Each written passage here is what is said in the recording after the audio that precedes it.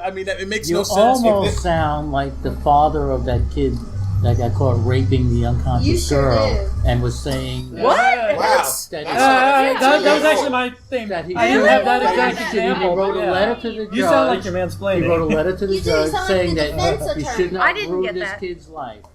Hold on. I didn't get that at all, just so you feel better.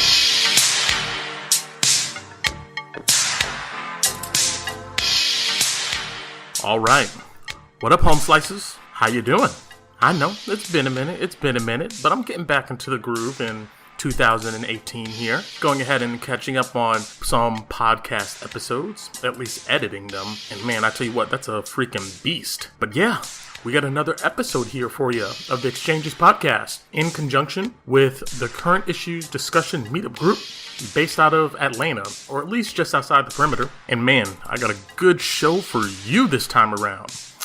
Let's see here. This nice apple pie of a conversation, we spend a good hour and a half discussing one of the biggest issues, at least of, I want to say the latter part of 2017, all the way up until now. We're going to talk about sexual assault, sexual harassment, and politicians. Just kind of the, I guess, sexual dynamic between men and women in American society in general. And this is a passionate, meaty conversation. I love this one so much, and it took me so long to go ahead and edit this one because in the background, man. So you already know we go ahead and record in a public place, and I like the atmospheric tones of it, but sometimes some stuff in the background that's going on is just so hard to edit out. This time around, in a few places, it sounded like there was maybe some tribal drums going on in the background. It's really, really slight, and if you listen to podcasts and kind of surround sound, you know, some good headphones, you're going to hear it. But if you got the small earbuds or the mono headphones, I think I did a good enough job of canceling a lot of it out. But some of it is still there. This conversation is so good that there were just some sections I didn't want to cut out. Just didn't want to do it. Because even though the kind of drumming was going on in the background, what people had to say on the whole sexual assault and sexual harassment issue was so good. And we got into like I said, a pretty passionate debate on it. As you heard in the little teaser at the beginning of this recording here. The apple pie is the politicians and sexual assault. And then some ice cream for dessert here. The last hour, we go into conspiracy talk. We talk about everything from 9/11 to Hitler's skull to interdimensional aliens. So, the latter part of this conversation is just as good, even if it's in a completely different realm of conversation. I loved everything that everybody had to say in this conversation. Per usual, thank you, David, Angie, Savannah, Helene, Matt, Kwaku, Lawrence, all of you guys for going ahead and showing up for this conversation. You guys are my regulars, and I love talking with you folks. Also, yeah, if you're in the Atlanta area and you're free on a Tuesday night, I know who's free on a Tuesday night except us weirdos. But if you're free on a Tuesday night, feel free to go ahead and drop by our meetup. It is a Current Issues Discussion Group on meetup.com. Also, you can go ahead and find this podcast on iTunes, Stitcher, YouTube. You're able to go to our website and use the player to listen to this episode from, I guess, any website or any page. It's an independent player that kind of pops up. Let's see, where else are we at? Oh, we're on Google Play also. And did I say we're on iTunes? Yeah, hit us up on iTunes. We're definitely on there too. And our listenership is steadily growing. I mean, we're still ranked in the bottom 10 millionth, we'll go ahead and say. But we're getting there. We're getting there. Getting a few people from around the world going ahead and listening to this. And all of you who are returning to this podcast, thank you so much for your support. I really, really appreciate your ear. And we have a ton of good ones coming up here. I have a long laundry list of conversations we need to go ahead and get to. And I have 3 already done and recorded and in the queue. So stay tuned. But, all right. I think I'm getting pretty good at shortening these intros here. You know what? Let me just stop talking now. Let's go ahead and get into it. Let's roll.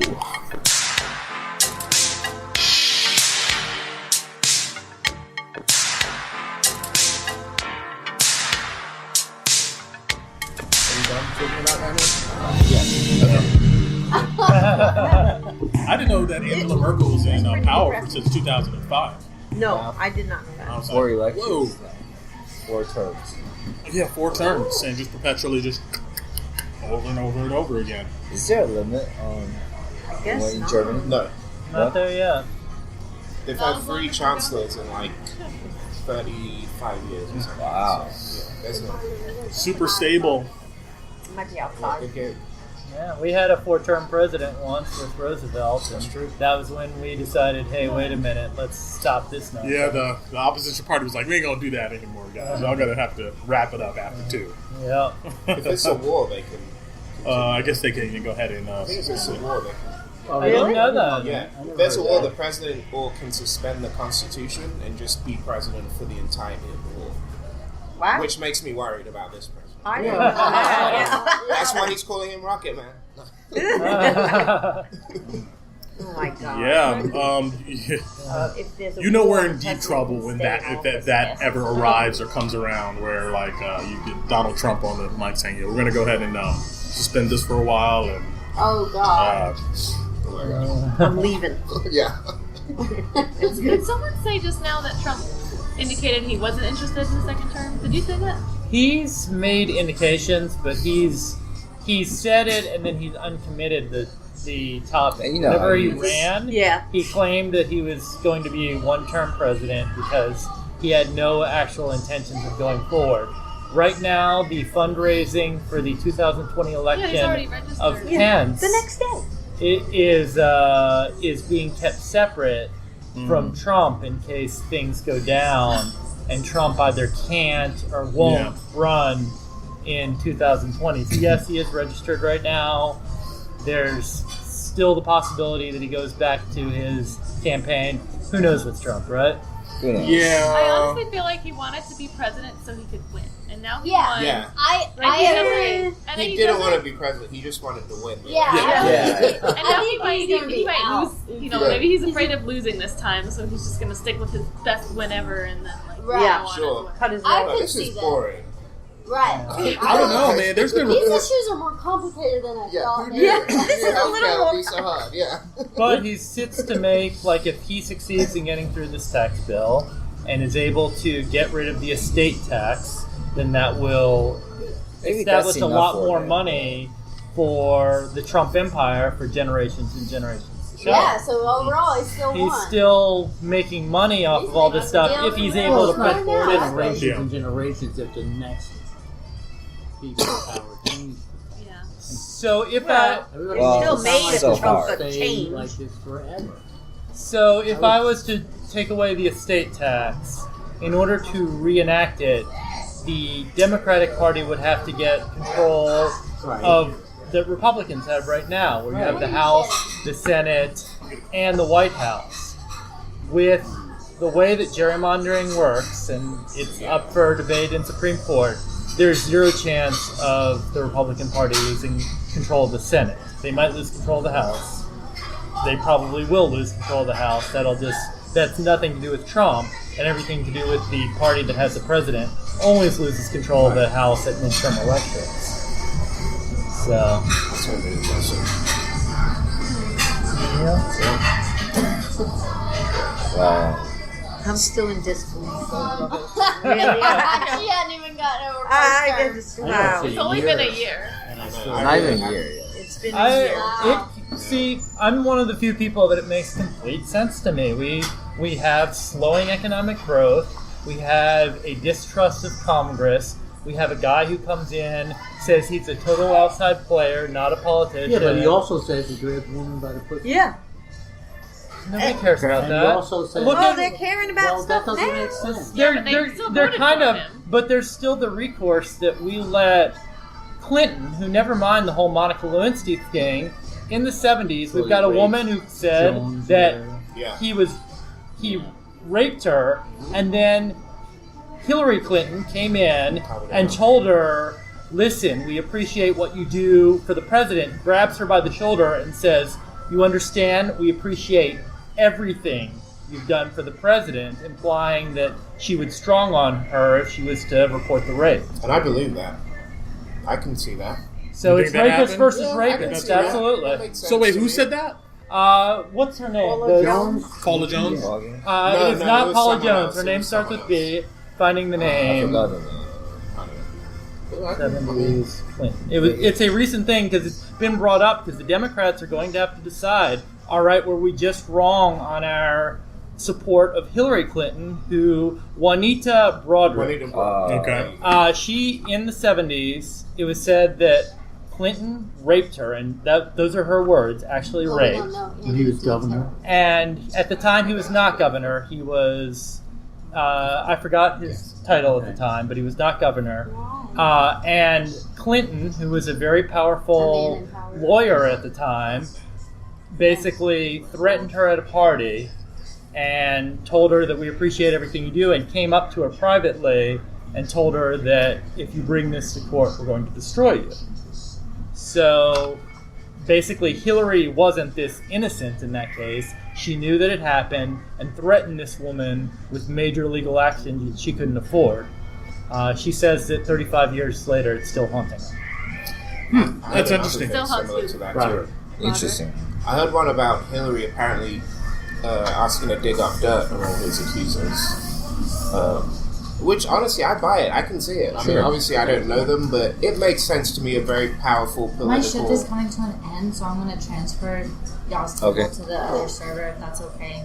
Yeah, Cash. Yeah. Alrighty. Thank you so much. Happy Thanksgiving, guys. You too. Thank you. So you think they killed all those people too? No, I don't. I think there's not enough evidence That's for that. conspiracy I'm just saying, Yeah, that's too far. But as far as There's I our mean, topic. it just makes sense to me that that people with that much to lose and that much power would do something like that just to preserve whether it makes sense. I mean, I'm not saying they definitely did it because obviously I don't know, but I buy that. But if we're saying in all these Plausible. cases, like the Moore case and all that, if we're to believe the woman and we're to say that there's limited reason why women would want to come forth on rape, then just because you like Hillary Clinton and don't wish she had been president doesn't mean that you would have had another person that had rape in their past be president if she had won. Right. So it was a lose-lose situation for women's rights. Yeah. I agree. And I used to look at her as a victim as well. I used to look at Hillary Clinton as a victim. I as well. Until I started doing more reading and digging, and I was like, well, I guess in some ways you could say she's also a victim. She really just came out with this whole Me Too thing. She during the election, she didn't really come out. She put it in the past, but she said in the Me Too thing, she was like, listen, I have to come out and say it wasn't just Bill. I was raped, not groped or anything like that, raped, and Hillary threatened me.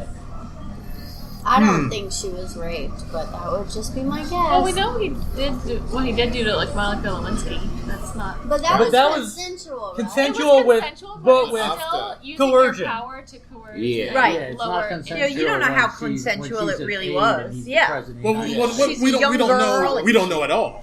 We don't know anything. We don't know. But either. there's I that don't really definite know. possibility. Monica was 22 at the time. And if you look at his track record, His way of He's a interacting. woman. using And he's his the power president of the to United States. And you say you don't believe her. Are you I saying might. that we can bring up the question of do Not we believe believing. women who bring up this stuff? I mean, No. I mean, that's a Why legitimate would you question. just bring that I mean, yeah. That's a legitimate question. I think that there is always the question of like, is there any reason not to believe her? But at the same time, I do think that it is dangerous to set the stage of accepting somebody's word Yeah. without any evidence whatsoever. Because there are people out there that would just go ahead and take a And it check happens. from So you the get New York multiple. Times, What about in you order get to go ahead multiple. and say something. Now that's the thing, though. We have to look at like a pattern of behavior, Yes. right? Yeah. Yeah. Like, Yes. is there a set pattern of this person doing this type of thing? Yes. And that changes the entire equation. Like with Clinton, I just think he was a ladies' man. well, there you But go. they- Clinton has Like a around lot. known past But he- of being a womanizer. Yeah, but when you're a certain level. womanizer and you have that much power, and a lot of the women are barely women, i.e. they're girls, to me that's kind of blurring a line that's just a little uncomfortable. right? It's Why? unethical, but it's not.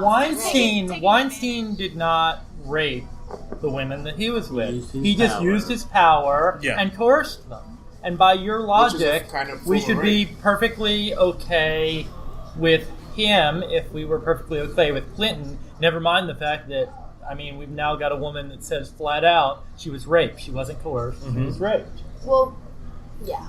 Just because, with the whole Monica Lewinsky thing, just because Bill Clinton was in a position of power and Monica Lewinsky wasn't, doesn't necessarily mean that Bill Clinton used his position of power in order to, make her do whatever she did. It's like, she's not complaining. It depends if No, it's she Clearly, she did. Actually, in the reports, it was Did she say it was unwanted? Her life Yeah, has been ruined.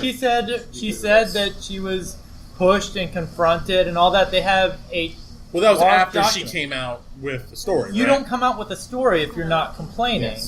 He knew. She's still remember complaining now. She's come out and said, like, the way she was portrayed in the media, and the Clintons used their media contacts to portray her and portray how things happen. She's like, it's ruined her life. Like, forever. I thought It made she it was all her a fault. mistress. It was But all. Exactly. what I'm talking about is That's what before I all of that, though, right? But before the news story and the media break, rewind back to the actual event itself happening.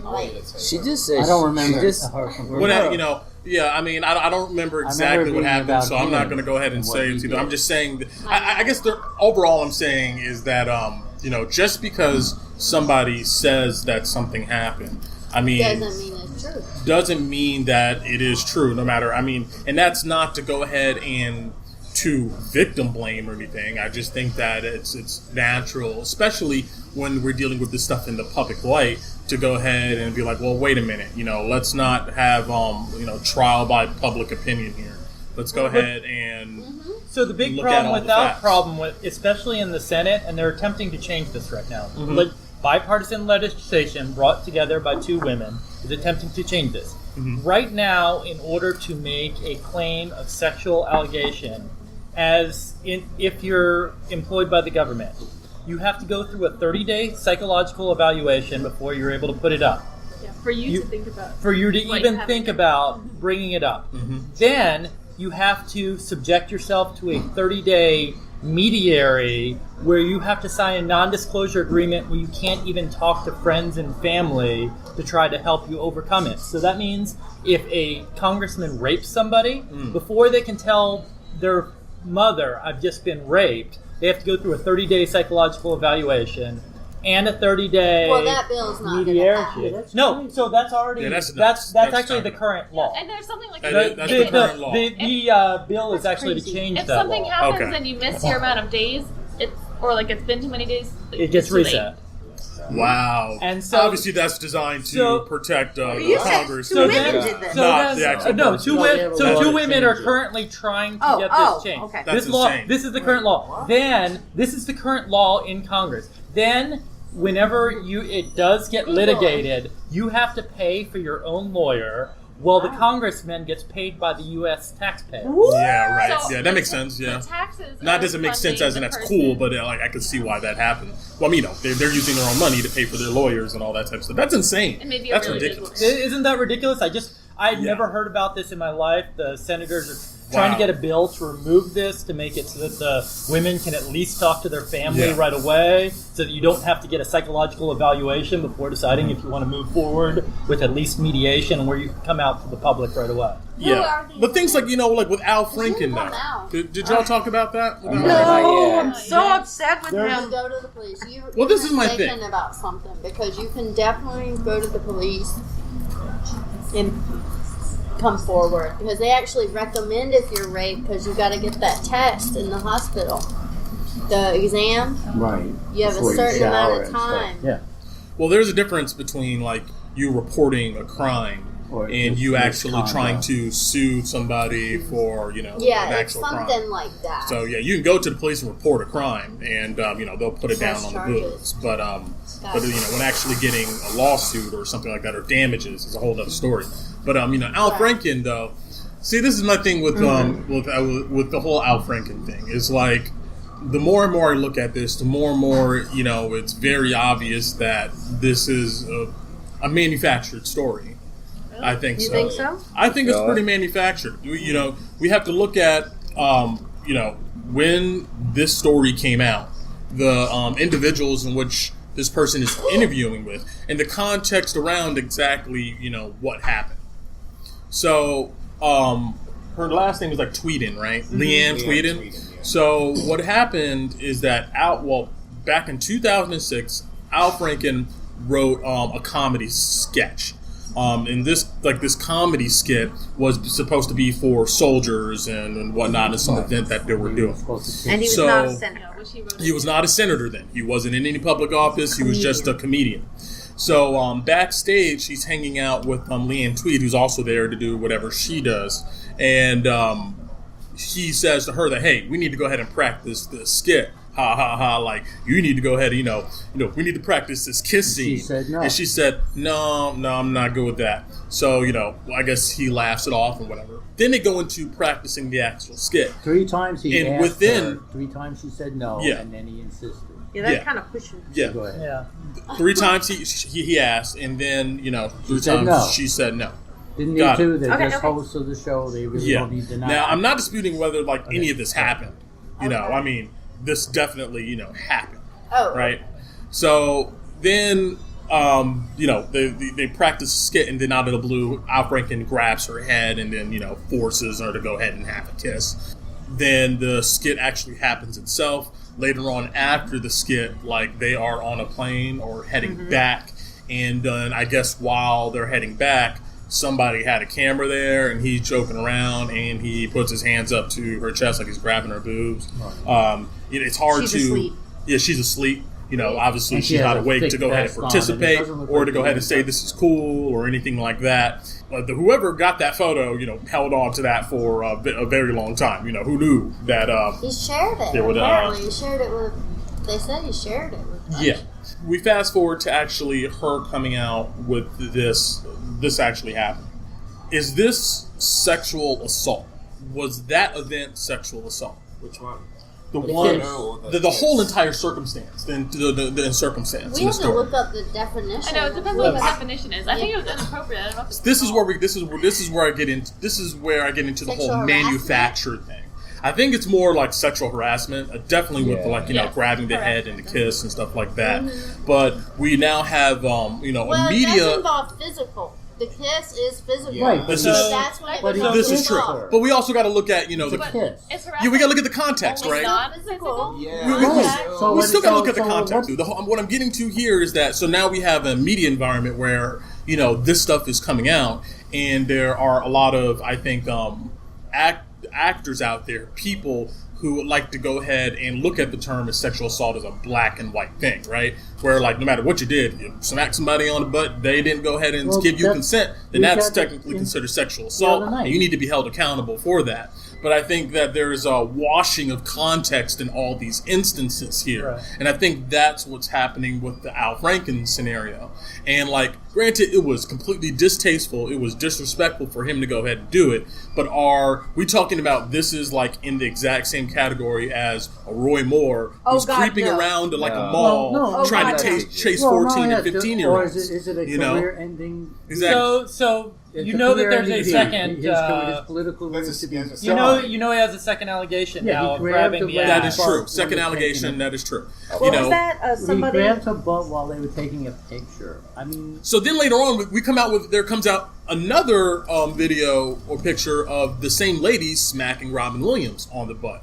Oh, really? With no verbal, or stated consent. There's also a picture out there, the same event, where Leanne Tweed grabs the face of a soldier and gives him a kiss without any explicit consent. So now we're into this zone here about these type of incidents where it's well, what's the definition of sexual assault, right? It's according to some people in the media who like to go ahead and paint Al Franken as a sexual assaulter, if you take their definition of it, well, then so is Leanne Tweed, right? Yeah. But, if we go ahead and actually approach this in a rational manner like we should be approaching it, we need to go ahead and look at Al Franken's, patterns of behavior. And not just every single incident of him smacking somebody's butt or maybe, trying to get a kiss in or asking for a kiss or whatever. I'm talking about what has this person done with their entire life? We also have a side of Al Franken who co-sponsored that women's bill Women Against Violence bill in 2012, where he actually, helped an actual rape survivor back in his home state, Minnesota, right? Yeah. Is it Minnesota? Yeah. Where they, well, anyway, I don't know all the details, but he co-sponsored a bill that's supposed to go ahead and hold, those people who rape women, more accountable in some fashion and whatnot. It was a big thing in 2012. But nobody brings up this. And then you have the whole backroom cast of SNL, a group of women who come out there and publish a letter, 30 women saying that all of their interactions with, Al Franken have never been about anything sexual. And actually, he's been a very helpful, upstanding guy. So, that brings in... So we have to look at all these things when we're trying to go ahead and determine if a person has, a personality trait or a mindset of going around and sexually assaulting women. We also have to look at the context of the scenarios we're talking about, especially the one where we have obvious photos of Al Franken up there putting his hands in front of, Leanne Tweed's chest and pretending to grab her. But you know what, a clown picture. My dad, it's a comic. He's a comic, and I get that's that. what most people say. He said, didn't he make a statement saying my goal wasn't just to be funny, it was to shame? Didn't he say something? That's what I've heard that. That's what the woman said, that he actually taunted her with the picture and things of that nature. And the other context of all this, explaining away on the basis that he did stuff. Weinstein did a lot for women's causes. That is true. He did? Yes, absolutely. He was one of the biggest donors. He was one of the biggest donors to a lot of women causes. Yeah, but don't a lot of people do that? I mean,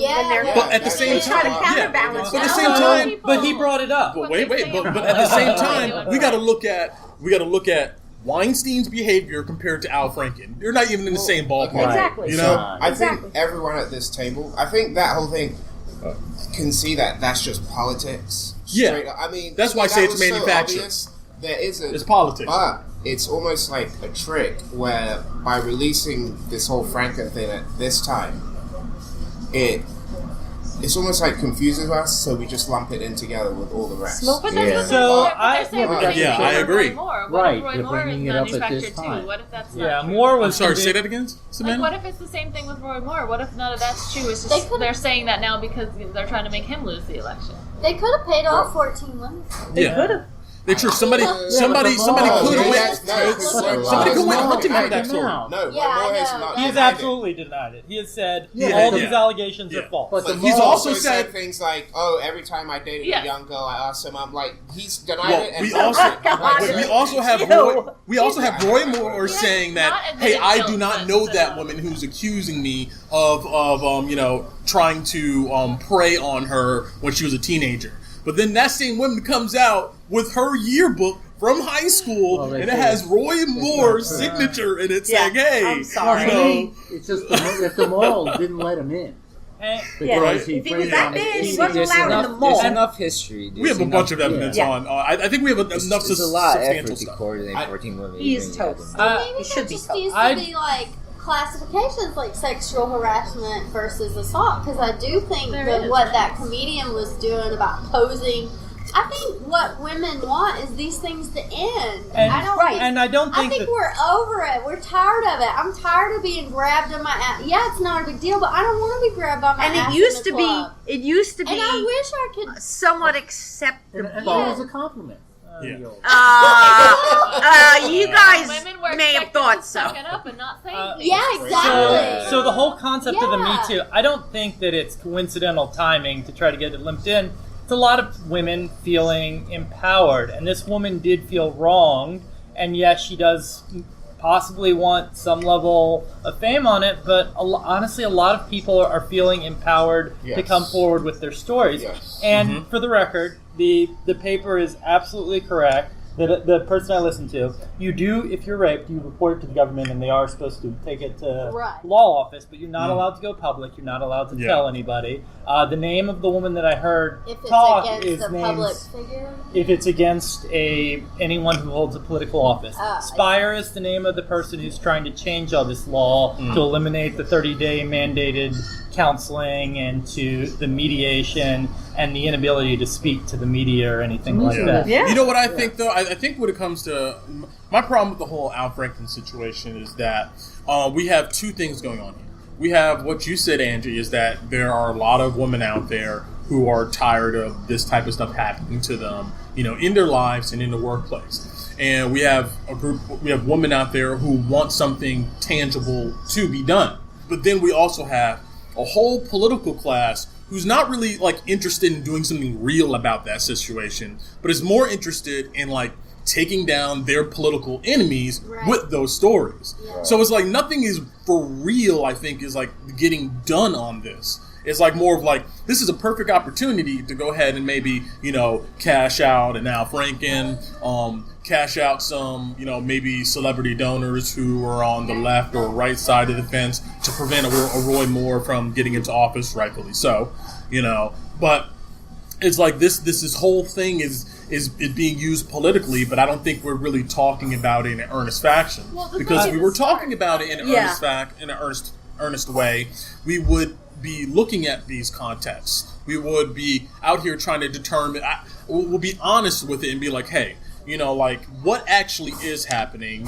What is sexual assault? When is it, like what are these contexts out here? We'll be trying to address it, I think, in a more realistic way. And I feel like people don't want to address it with these shades of gray because in doing it that way, would then take away the power to maybe end somebody's career or to put out a smear campaign on a certain politician that they don't like. I disagree with that concept. I feel like people are, this is just the beginning of the movement where people finally feel like they can speak up. They're not even trying to judge it right now. They're just trying to put it out. And it's not just the politicians who are coming. Look at this very talk that we've had.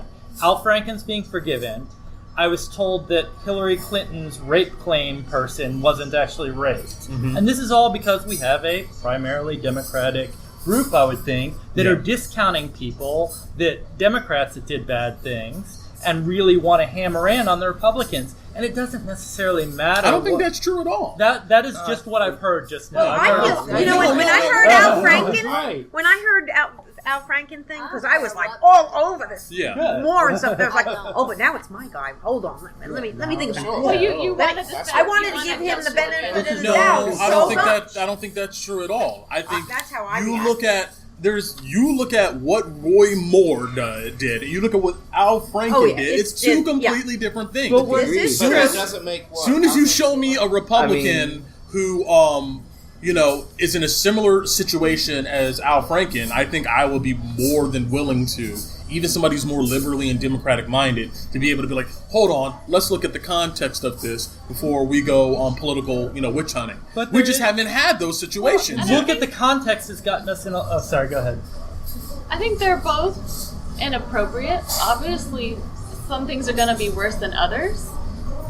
But whether it's a senator or a featured senator who's grabbing a woman while she's sleeping, or a frat guy in a frat house doing that and taking pictures, if it's finally getting all these things that are harassment and previously just thought to be locker room stuff. Even with the whole Me Too thing. Even for me, that was wow, this has happened to a lot of people. And so it's kind of we're at a point now where everyone's just oh my gosh, we could talk about this, and everyone's talking about it. Yeah, which is great. I actually heard, I mentioned a pendulum before, but I actually heard something else on NPR this morning about the pendulum for this particular situation. Right. Because there's the whole, sometimes the accusers are lying, and sometimes, a lot of the times they're not, but we have to work through this, how exactly we're going to believe them, and so they feel comfortable coming forward but not attacking people unnecessarily. But it talked about the pendulum right now, it's swinging really far this way, almost to the extreme. Sure. Right. Because we have to figure out where it's going to settle kind of back in the middle. Yeah, I'm more than willing to go ahead and concede that, hey, this is maybe, I don't know, birthing pains of this type of scenario where there's been a bottleneck for this for so long that now that, the spigot is open, that, people are, it's just flooding the media and the airwaves, and people really, really want to go ahead and talk about it, Because people are so unaware of this. I mean, what you were telling me about that woman, that reporter that was... Yeah, she was... Share that. That was amazing. amazing. A subway station in Australia that was... it's called King's Cross, and she's you have one in every city. It's people coming back from the bars and parties and then going to the subway station.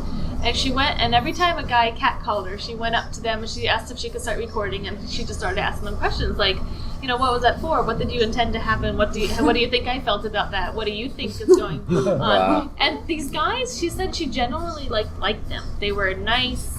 They thought they were complimenting her. They thought she liked it. They said it was like for the mood of the night. Like it's all good fun. And she was like trying to explain to them, not like in a desperate way. Like she was really very really knew how to approach it very well, but trying to explain to them that it makes women feel uncomfortable. They don't know if you're going to get violent. They'll just smile and laugh, and that's not really a true indicator of how they're feeling. And these guys just like, I agree. They had no idea. One guy, 2 hours. She sat there with this one guy for like 2 hours to talk to him and really tried to get him to understand. She gave him stats. She gave him experiences. It was like that cognitive dissonance. He was like, no, they like it. It's fun. Like he didn't want to believe it. I know. So that's what we're up against here. You know, we talk about this is just the birth of it. It's like, wow, that's guy, what we're up against. He was saying that one of his moves, he would go up to a group of women and grab one of the women's butts. And he said that was like a big compliment to her because, like, look, you're in a group and I grabbed your butt. And the interviewer was like, would you go and do that to a woman by herself? And he was like, oh, no.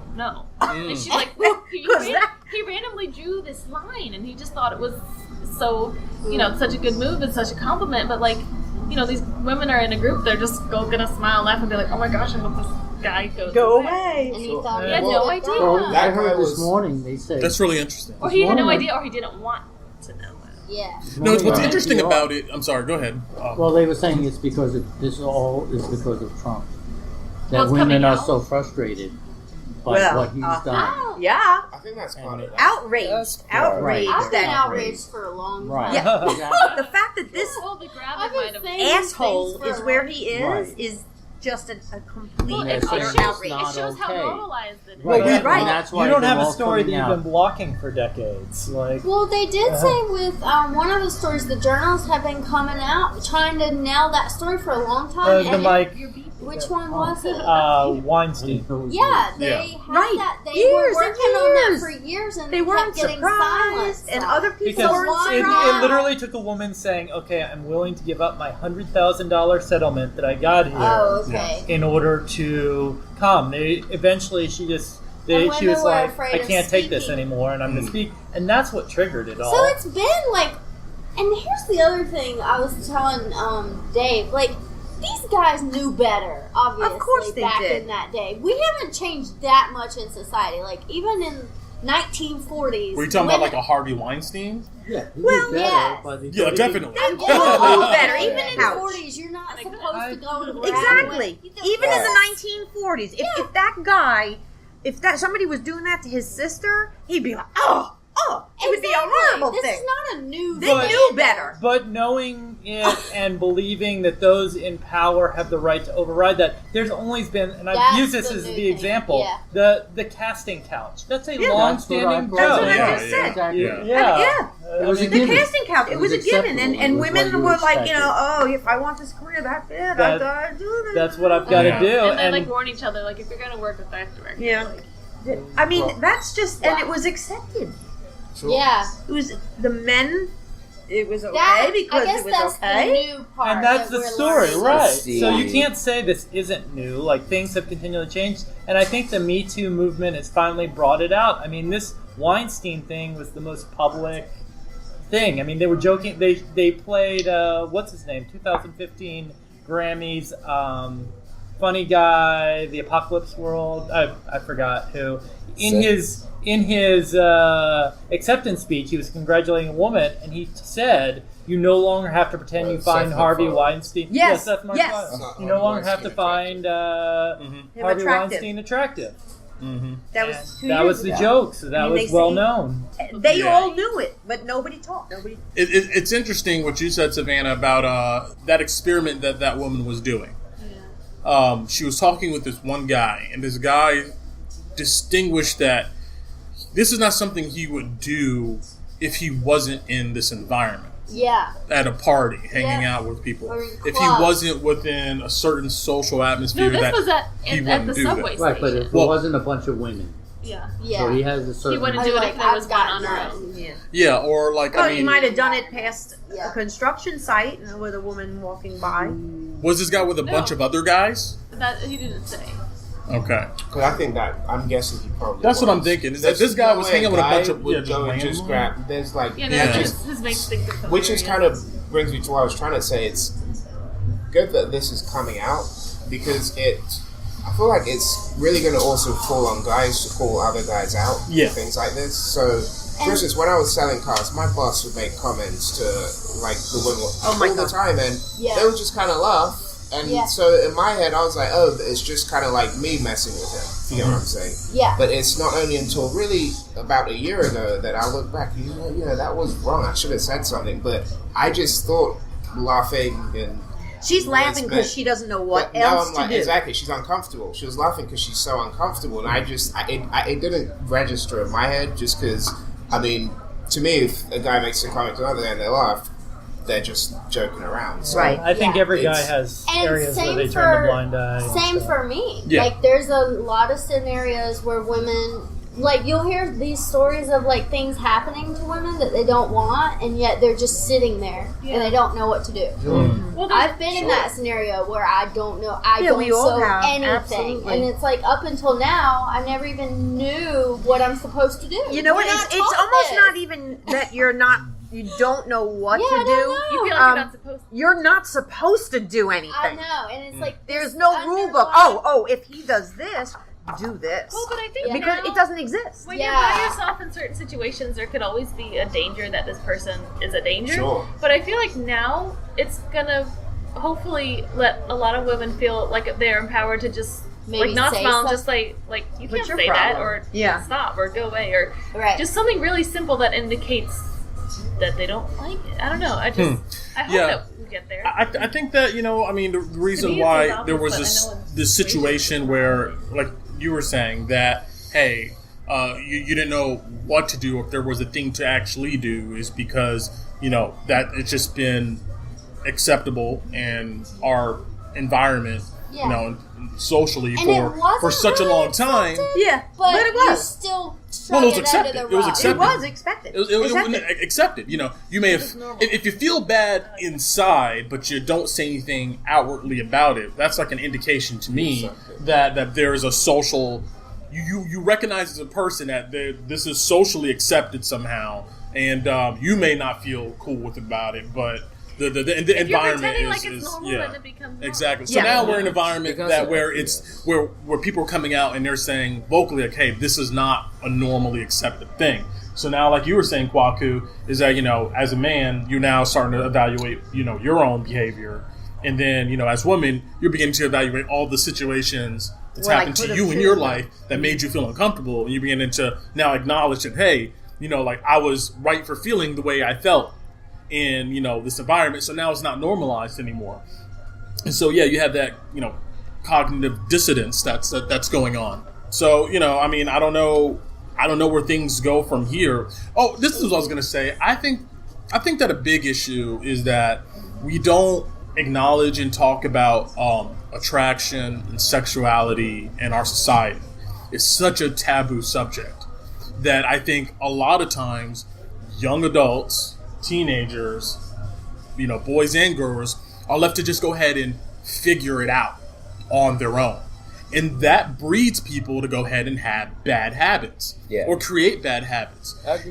So I remember in high school growing up, all the time, you see, young boys would go ahead and try this and that to go ahead and maybe demonstrate that they are attracted to a certain female or woman.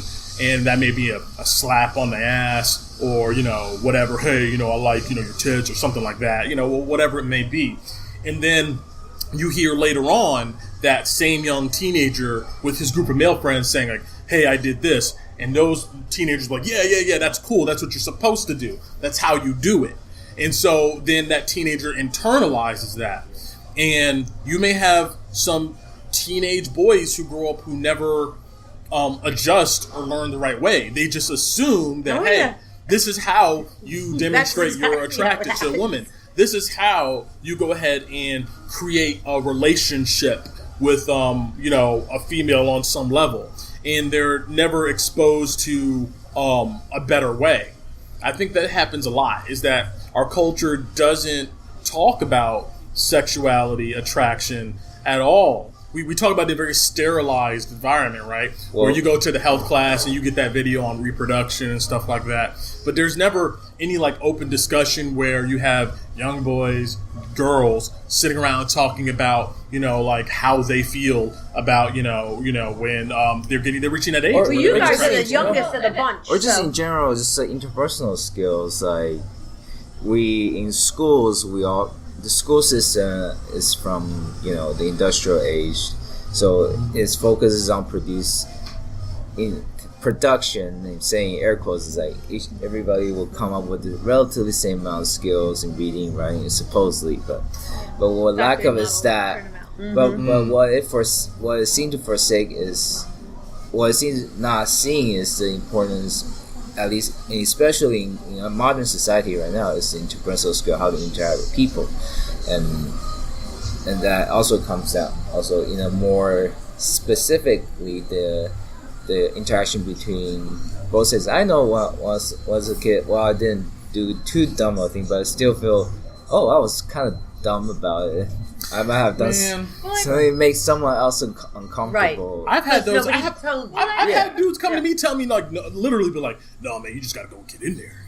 You gotta get in there. Like you gotta go ahead and you gotta make that move. And like the Al Franken picture, someone was taking the picture too. Like you always get feedback from right. Yeah, go ahead and grab it. And never mind the extreme. I was reading something. It was saying like how to talk to your adolescent or a teenage boy about how not to rape, because no one thinks that you have to teach your sweet little boy how not to rape, but you have to think about the messages you're starting to send when they're young. If she kicks her in your face, that means she likes you. Like just these little things that boys will be. She's playing hard to get. Like don't send a message of hard to get, because then how do they tell between hard to get and not interested? Exactly. Right. That's real stuff right there. That's real stuff. That's where it starts. Teaching in school. That's where it starts. And that's where I'm missing the boat right now. And then they honestly don't know if they're doing something wrong until they're doing something really wrong, and their friends are like, "No, that's okay." And like, sure. So obviously they're still not doing this in schools. No, like you guys no didn't way. No, but we're old. I'm asking them. I get it. Yeah, I get you. Like they should talk about consent in high school, not like they do now, but also not so explicitly, and just expressing yourself and talking to each other. Yeah, how you deal with people. Yeah. Well, I think the end result of this, I think the younger generation really is getting better with all of this. Based on what you think so? Trickling down a little slowly. From the younger, Savannah, you're the youngest of the females. Do you have a lot of people your age doing really inappropriate things? I'm also not a good person to ask. Not the most social person. Okay. But do you hear a lot of stories from your friends on things of that nature? Friends of friends. I don't know. Not so closely, but I have to say I myself was surprised by the Me Too thing on Facebook, because I was like, oh wow. Yeah. Some of the stories from my friends that I'd, not like close friends, but things that I hadn't heard. Yeah, are you talking about like instances so of the reason I'm bringing this up, even the catcalling. So on the level of younger people doing things like catcalling or grabbing somebody's ass, I don't think they're decreasing. I don't think they're decreasing. And this is coming from. I used to, disc jockey in club environments, and I did that for quite a while. And in there, you see that's a prime environment for like that type of stuff to happen. You also get a young crowd. In the U.S. And you get a young crowd that comes in. Never happened to me. We've looked up. It does happen, but no. And through the music, and I the feel culture, like it's worse here for some reason. And through the music and the culture, and you go ahead and I remember standing behind the DJ booth. You could just look around and see. You can just see that that's very much how young adults think that they're supposed to approach each other. Mm-hmm. Is that as you're a young man, you go up there and you engage yourself with a woman in a manner of like, I'm asserting my confidence and dominance here, and that requires me to go ahead and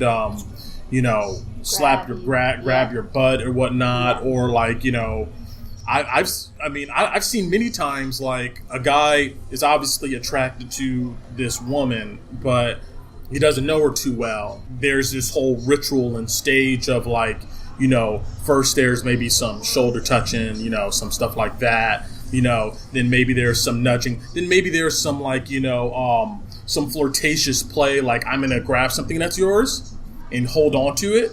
And, I'm going to make you try to get it back from me. All onto the whole of like in the nightclub grabbing women and picking them up in like a bear hug and swinging them around and stuff like that. Yeah, stuff like that. Which is all, now I think about it very abstractly. It's all like a process of like getting testing and getting comfortable with like, what can I do to you, like and get away with you. Yeah, exactly. And then eventually, gets to the point of, ass slapping and stuff like that. And like grabbing it and trying to force and initiate a kiss and things like that. And so but what is the girl doing too? I would imagine they're not all angels. She's probably also. No. Well, but if she's into him, then she might respond that way. If not, then she wouldn't. And it's hard to know because nobody talks about it. But even if she's not, she might not be like, get off me because she's too scared. So she might do that whole giggling. Where it's just like, get off me. But and then the guy thinking, she's laughing. And then a guy goes ahead and interprets that as like, oh yeah, she must like it. She's laughing. She didn't say no. She's not pulling away every time I go up and like get in her face and stuff like that. That must means that she wants me to go further.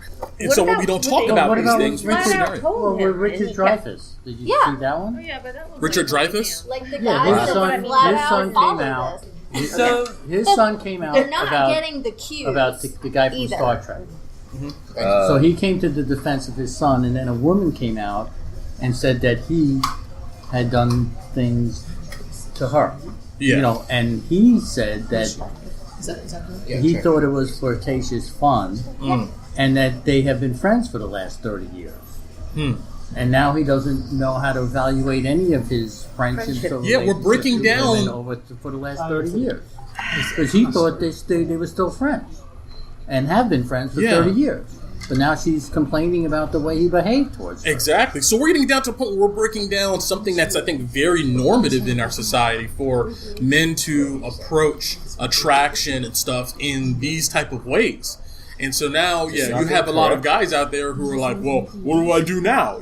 I have my go-to method of like, trying to... Why can't it just be verbal? Why can't you just come right out and say, hey, it's so taboo. Interested in you and blah, blah, blah, blah. And she either says me too or she says, well, I'm not with you, and then you go away. That's so taboo, though. I don't know why. I have no idea. I even think some of the guys I ran into in these public places, they're not even looking for conversation.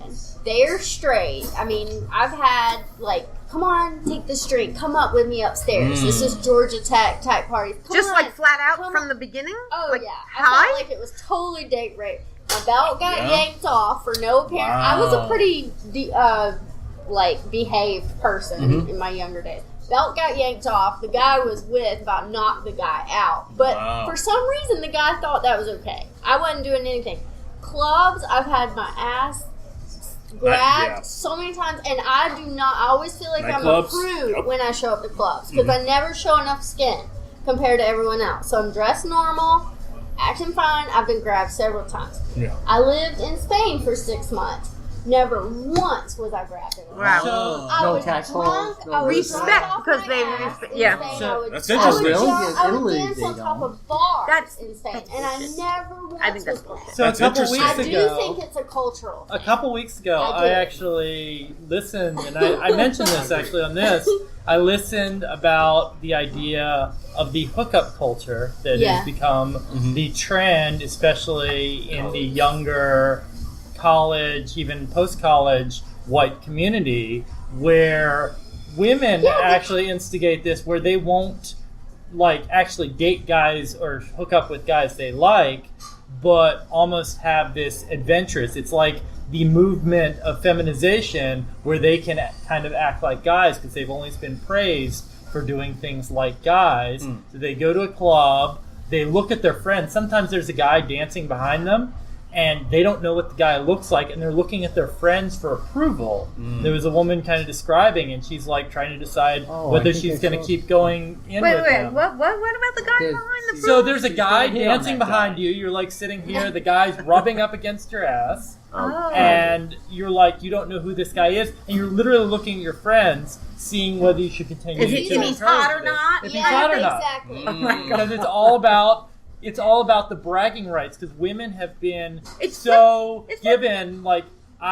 This is empowering. It's not flipped though, because the guy can eventually. Well, maybe it's changed since I was in college, but for me, what I saw was a straight lack of respect for women. I just and their body, like, just don't touch without. But permission. You're saying the woman's much more of a participant. So in this. she's a participant, but maybe it's changed. From the women that they interviewed as part of this. It's almost a confused participant because men have the right to say, all right, I don't just want this to be a hookup anymore. I actually want to get deeper, whereas the woman does that. She's seen as more of a prude and becomes an outcast of this society. The woman isn't actually enjoying herself, but because she's been praised all the time for doing things, acting like guys, she's really pretending to. So it's made this very confused generation. You both just had this I've never. I don't know. I can tell you this though, that I've heard I don't know how many times I've heard this concept of, man, you go out to the club, you're partying, these bitches are looking to get laid. That's why they're there. Is that what you thought? I'm just curious. I was hoping there was some. Okay. There is a mentality out there that the whole purpose of going out to a nightclub or a party environment is that these women are looking to go ahead and hook up, and you're looking to go ahead and hook up with a woman. So that's the whole purpose of these engagements. Maybe so when you go in it with that mindset, you just thought you were going to have fun, right? Yeah, this is definitely, I think, more of a guy thing. Definitely more of a guy thing that I've heard many times. College, nightclubs and stuff. That hey, we're going out here to get laid. We're going to this party. They say that just to get. They're not really getting laid that night, right? But that's the goal. I don't know. Maybe they are. That's what movies tell you too. Crap. So it's in our music maybe too. Exactly. Yeah, maybe in the club. She's up all night to have fun. He's up all night to get lucky. There you go. You're here to date, so you come to the club because that's where you go. Yeah. I mean these proliferate our song lyrics. I went to meet someone. I didn't go to hook up. No, really. Well, you could make the I also was very awkward and not good at it. I mean, I went in a flannel shirt, man.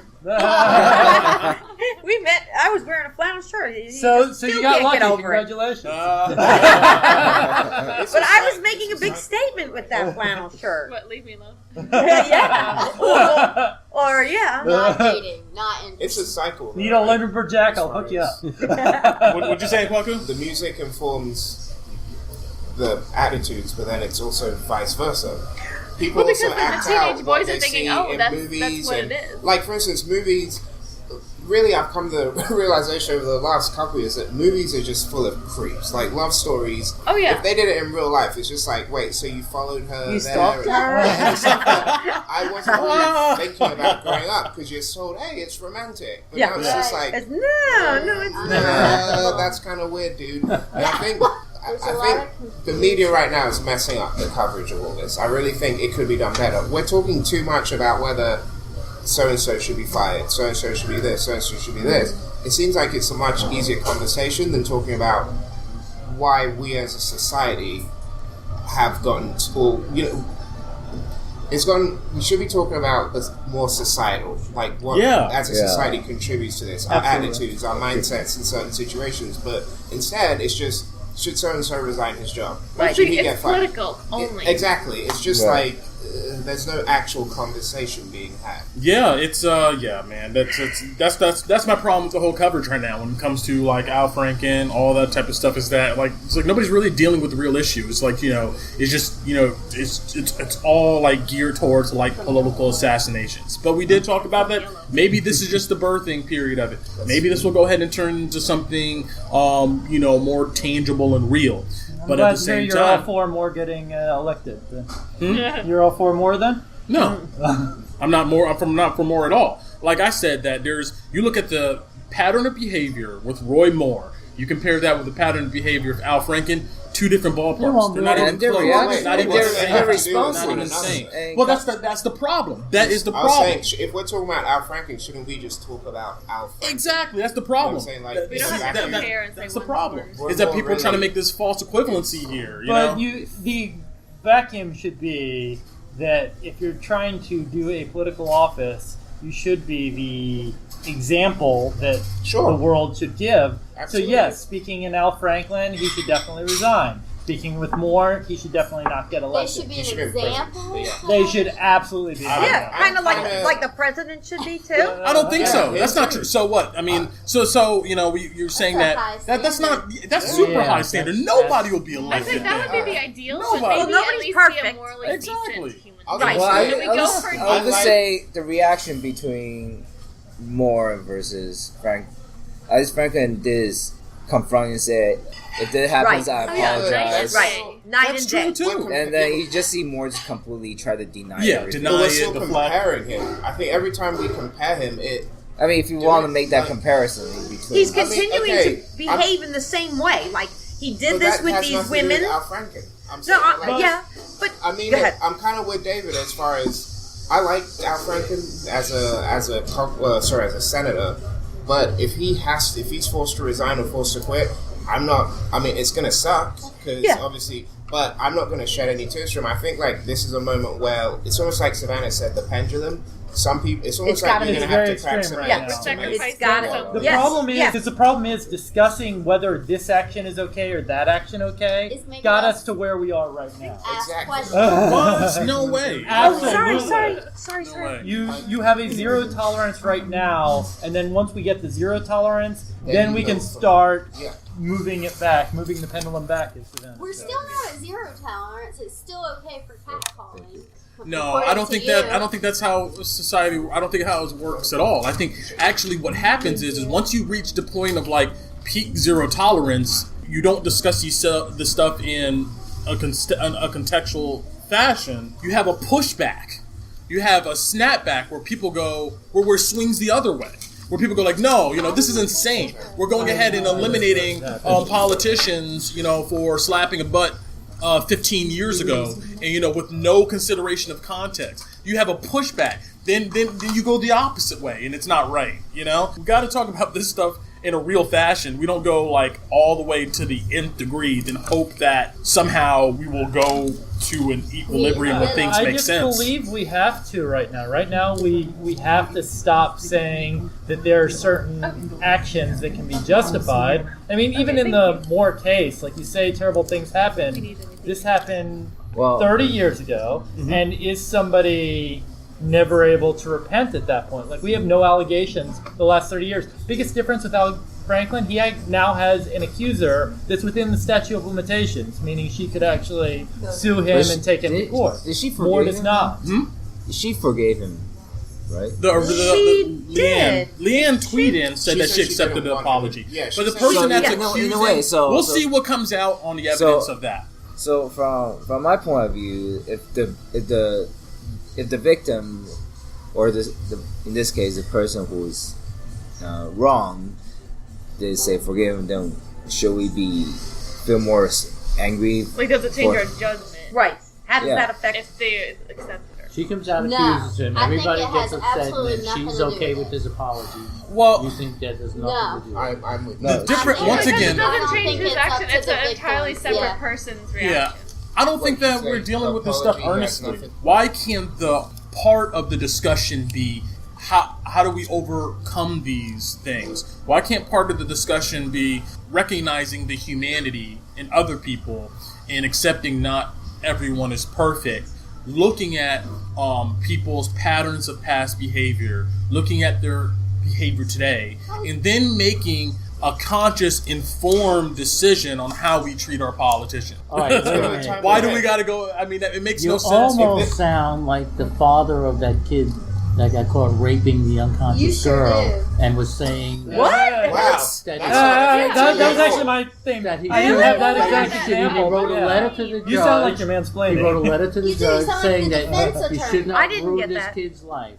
Hold on. I didn't get that at all, just so you feel better. He's got these grades. He got into this school. He's a swimmer. Yeah, he doesn't you can't ruin his life for one mistake. He he didn't say he got caught raping an unconscious girl, but you shouldn't ruin the rest of his life. Yeah. That's not what I said at all. You said I know how you got context that. and time, You sound humanity. like See, once again, we're going ahead and we're ignoring the fact that there's obviously some lines that you just don't cross, right? Right? You know, I mean, that's like you saying to me that then you must be okay for somebody who's into pedophilia, you know, or like, you know, child molestation to go ahead and to let them back in a public sphere on some capacity.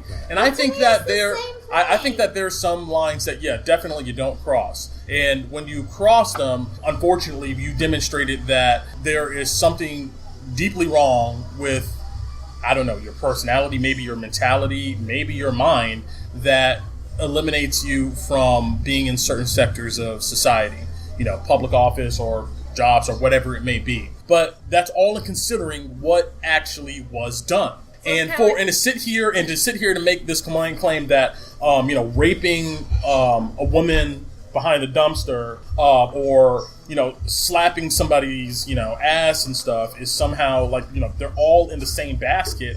They're not. So they're not going to be what is rehabilitatable and what is like unforgivable? Yeah. And who decides that? Well, Yeah. they have different. As a society, we need to talk about this. They have harassment versus assault. Yeah, but we're not talking about that. So the earlier we had the argument here that we should all we should just all consider it the worst possible thing, and we should, you know, just eliminate any and everybody in the political sphere, no matter what they did, and then somehow in a future day we should go back to some type of normalcy. What we were saying. No, that's what I think get. they should just be charged. I wish there was a way they could be charged. And if it's assault, then they need to be charged with assault. And that's exactly what's happening. You've got a Senate committee that is going to look into Al Franken. Mm-hmm. And then it is up to us as the voters to decide where each of us draw the line. Right. Whether he went over the line, whether more went over the line, that's going to be drawn by each member of society. And remember, this is just the beginning. I'll be interested to see, because Beinbard said outright that she knows and is in the process of moving allegations against one Democratic and one Republican senator right now. So this is just the start of this conversation. It's not just going to be Al soon. But we have to think 1 in 5 women are raped. Again, as much as I liked him as a senator, and I really did, he was to me like one of the guys I was like, I Hope he wouldn't would run be for president. that sad if he became a casualty of, again, us figuring things out where it's just better for all of us as a society. I think, unfortunately, he'll make a good martyr. But see, I kind of like that we're outraged by this. It makes me feel good, because for years we've just not been bothered. It's all been by swept under. We're still finding out shocking I get what you're saying, things. but I kind of like that for all of a sudden this is wrong. I'm like, wow. Yeah. Well, yeah, I mean, that may feel good. Yeah, it may go ahead and feel good, but and I'm all for like emotional venting on these situations. Right. I don't think that we should go ahead and take the feeling into, you know, how we judge these situations. I think that we should go ahead and, you know, try to approach this in a very, you know, humane and understanding fashion. I'm just looking at the victims in a humane fashion. That's who I care about right now. Well, see, once again, it's like, you know, it's your interpretation of what a victim is, right? But that's if they get their day. But if I knew that, you know, there was an Al Franken who grabbed somebody's ass, and there was somebody that I didn't like as much that hadn't grabbed a woman's ass, it's my right to say, hey, I really don't want the ass grabber in Congress because I'm actually trying to set a higher standard. So that is what each voter has to decide for themselves. Like, where do you draw the line? And in my case, I tend to go Republican anyway, but I would certainly never vote for Moore ever.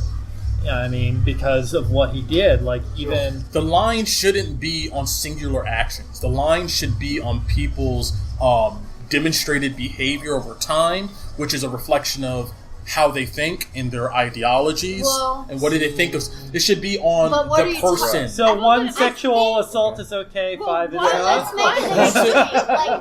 Once again, let's not go binary on this. It's all the context, right? It's all what we're talking about here. There are certain things that obviously indicates you have a mental illness. Well, it also makes you wonder about the other things that are not been reported on. Like, what else did he do that is Yeah, we we're don't up to know 2. about. How many else are there? Because, like you said, like pedophilia is not forgivable. Well, I don't think rape is forgivable.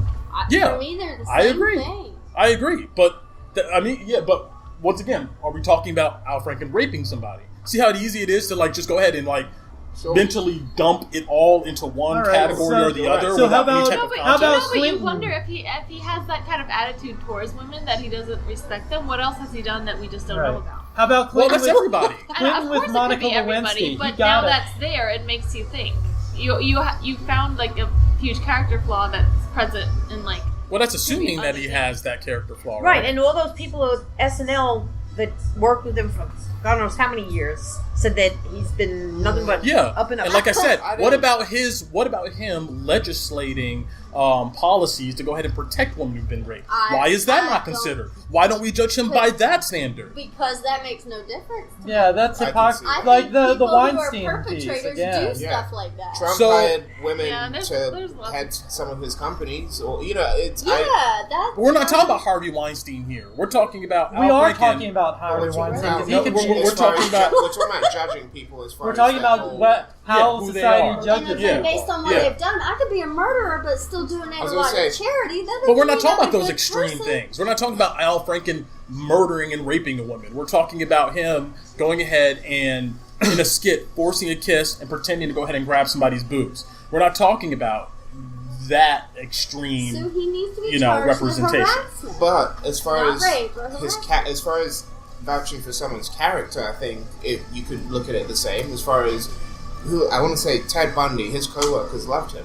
For instance, now is Al Franken anywhere near that? No, but Al Franken's co-workers loved him too. And if Ted Bundy's co-workers can love him, someone that did things that heinous, well, I mean, what value do we assign to people being like, oh yeah, I knew him at work, he was really cool, there's no way he could have done that. You don't know all the stuff to do. You don't know. C.K. Lewis did not do one thing to a woman that he hadn't asked for consent for before. Yeah. So he thought he was in the. So he thought he was in the right, but society judged him wrong. He's the guy that masturbated. Louis C.K. Yeah, Louis C.K. He asked women, other comedians, and his jokes were all about masturbating in front of people and stuff like that. Well, and talk about his demons. And then he actually did it. He asked a woman, hey, you mind if I masturbate in front of you? And they, I guess, thought he was joking, or sometimes there are some claims that maybe they thought that he would go against them when he didn't imply that or say anything. He just would ask a woman flat out, can I masturbate here? And they would kind of say yes, maybe thinking he was joking, and then he would actually do it. And society has judged them harshly, so... I don't know. I mean, but society... He had power. Yeah. He said he acknowledged that in his apology. He said, I realized that it wasn't a fair, it wasn't really a true even question. Right. Yeah. But we don't talk about that. We should talk about those apologies and those acceptances of your behavior. We should be representing into society. You keep bringing up things that I don't care about. Well, that's unfortunate. I do not You're care. funny. I've apologized 100 times. I don't care. Well, that's unfortunate, but it's not just about individually what you care about. It's about the entire society in existence. I don't think we should be looking for an apology. And it is society, and this is two sides of society. Yeah. You would forgive Al Franklin.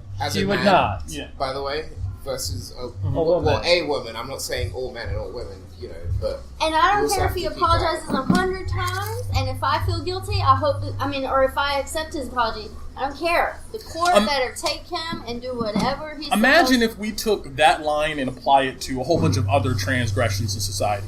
Imagine if we held Obama. Wait a second. Imagine if we held. Imagine if we talked about. Imagine if we called Obama a flat out. He's a murderer.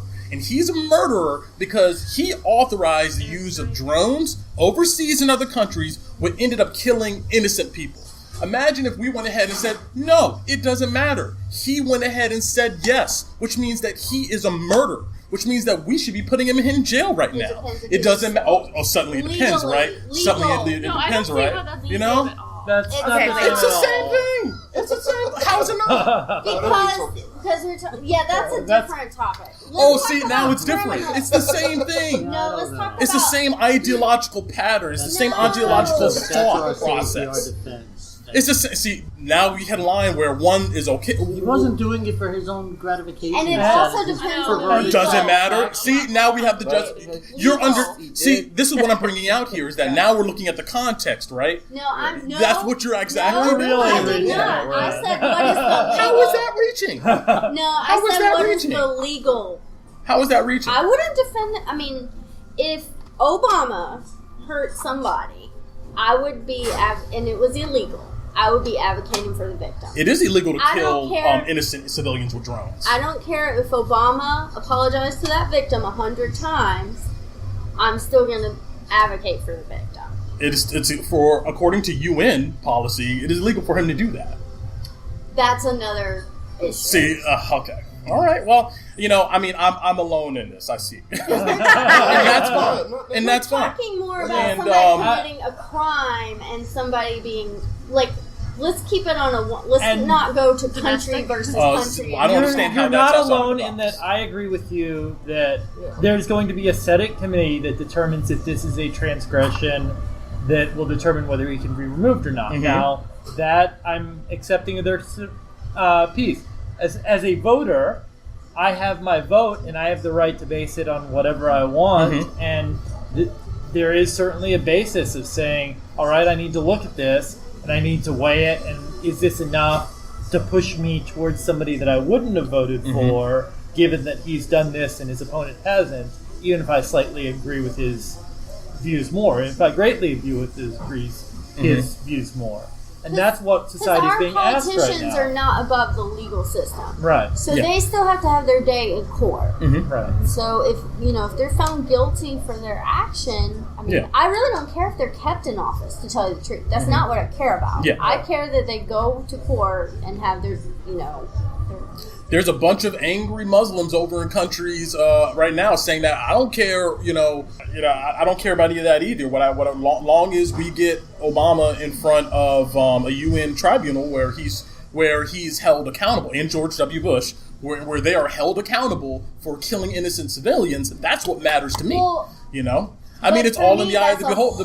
Like, that's a whole new... Like, I would have to digress. You know what I'm saying? I'm not saying it's not relevant, but I didn't want to get on that because it would take... The thought process to me is very similar. That's what I'm bringing out. Is that we can go ahead and distinguish and talk about the context and when it comes to that, but to talk about the context when it comes to sexual assault or sexual harassment, and the Al Franken situation in particularly, it's like I hear this thing of like, well, no, we need to go ahead and not talk about the context because the context doesn't matter right now. What matters is that Al Franken and maybe people like him are used as examples and are sacrificed to a larger goal and cause. I don't need them as an example. I need every last one. I think you're not hearing me.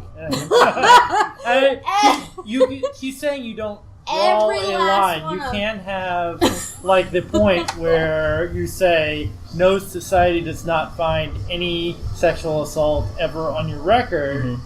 Any of that disqualifies you from being a politician. Yeah. And that's a perfectly valid reason to disqualify it. And I agree with her. I mean, even as a man, I actually agree that in context, unless I really, really hated an opponent to the level where I was willing to forgive that sort of thing, I would probably vote against anybody who has any sexual assault against them. And I know... Do you consider what Franklin did sexual assault? Grabbing somebody's ass when you were he didn't grab somebody's ass. We would have to he absolutely grabbed somebody's ass. There's a lady the second well, that's allegation. I'm talking about what we know.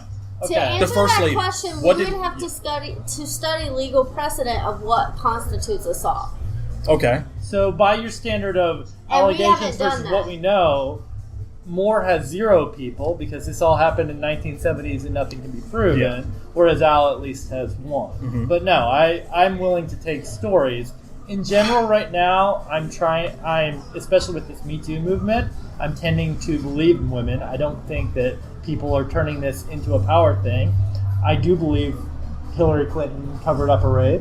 I do believe that Al Franken grabbed an ass. I do believe Roy Moore hit on a bunch of Well, the question is do you think what Al Franken did from what he knows was sexual assault? Yes. That's what he was asking. But grabbing the ass, definitely. Taking the picture because it was used to harass assault somebody. is physical contact, so taking a picture could not be assault because he touched. He grabbed it. A woman said to him, "No, I don't want you to kiss me." And then during a skit, he grabbed the woman's face and made him kiss her. And pushed her and made him kiss her. And took a picture, putting his hand on her chest. So what did Frank African do was sexual assault? It wasn't actually on. Yeah, I think it was just pretending. Yeah. See, we're getting into context here, right? We're getting into well, let's go ahead and. That's what I'm talking about. Is what we need to do. We have to look at this stuff. But I see what you're saying. You're like, I don't care. It doesn't matter. And, it's the sexual assault. Then they should not be in the public sphere. They should not have. So do not think and I agree with that. Wrong. And I agree with that. I think what he did was the public sphere thing more. I was just talking more about just taking them to court. I'm thinking about if that happened to me, if Al Franken did that to me, I mean that would be how I can answer this. Maybe would I feel like I was sexually assaulted? So if I remember correctly, he kissed this woman. He also shoved his tongue down her throat. Yes, that was part of the story too. And shared the photo, and she felt shamed, and that was bad. But remember, we also have photos of her doing almost the exact same thing in the exact same event. All right, so you're at a... So now you're trying to justify using their past, and that's a big problem with sexual assault. You're playing the defense attorney. I've already told you. Maybe she needs to get hit with similar things, and she should never run for politics. But the reality is that trying to bring up their past... I don't care if a woman slept with every person in Atlanta. Yeah. I don't think that if they don't want their ass grabbed by you, you should do it. I agree. Yeah. And by the same token, you can't, if the soldier comes out and says, yeah, she shoved her tongue down my throat, I don't believe she should ever run for political office either. Okay. And, because... legally, can I give y'all legal stuff? I mean, kind of it says any type. This is a wider thing. What are you defining? The word sexually assault. Sexual assault. Okay. According to the U.S. Department of Justice, sexual assault is any type of sexual contact or behavior. That part is what kind of gives it that occurs without the explicit consent of the recipient. So are we moving into a territory where? Because in that case, sexual assault happens by the minute. Somebody's sexual assaulting somebody's right now. You could actually define it as rape and grabbing. So it already happens by the minute. Maybe by the second. Right now, somebody's doing it right now. It's hard because in our society we haven't codified all human behavior. So things are happening within these shades of gray. It's complex. So you're not wrong on a lot of your piece here, but that's what each voter has to decide for themselves. And there is not going to be right now. There's an extreme where all these people are brought up, but it's just being put out there, and it's up to the voter to decide at what level is this going to weigh on my political candidate choice, and that's one reason that our politicals work. It's almost this weird we're voting on whether this is okay or not through political elections. Yeah, and I don't like that. Is that and that's the thing. I don't like that. I don't like that either. Like I said initially, we need to go back. If you want to change stuff, it starts with it doesn't just occur in political teenage. It starts with kids. Right. It starts with education. California is going to stop the hush money, and they're hoping that this spreads to a lot of other states where you can pay somebody off to keep them quiet about it. You can settle, but you can't pay to keep them quiet. Right. The settlement money will be kept secret, and you'll be kept out of jail, but they have the right to talk to whoever. Dollar amount. We've talked about the two female senators, one Democrat, one Republican, Breiber, and I don't remember the Republican's name, coming up with this bill that eliminates this need. And Paul Ryan, has said that every congressperson will now go through training as far as learning everything appropriate and whatnot. And don't we get that training at work, sexual harassment? I haven't had Do they not show that video? You know what they do at work? They give you a packet and they're like, read the policy. I had to watch a whole video. Really? I've been at companies. I've yet to be at a company where they make you watch a video. They give you a packet and they're like, read our policy. If it happens, we'll go ahead and deal with you. But I've never had to watch a video. I watched the whole video. So I've never seen it. The next step will be Like, are you guys starting to try to introduce this sort of thing into schools, or you guys are the teachers? Well, they're very, very young. They're children, elementary. but no, you deal with personal space and stuff with the children. The little Yeah, ones. it's like for a very They're little for that concept of it. It's like how to offer a hug. Like, you don't just hug anybody; they might not want one.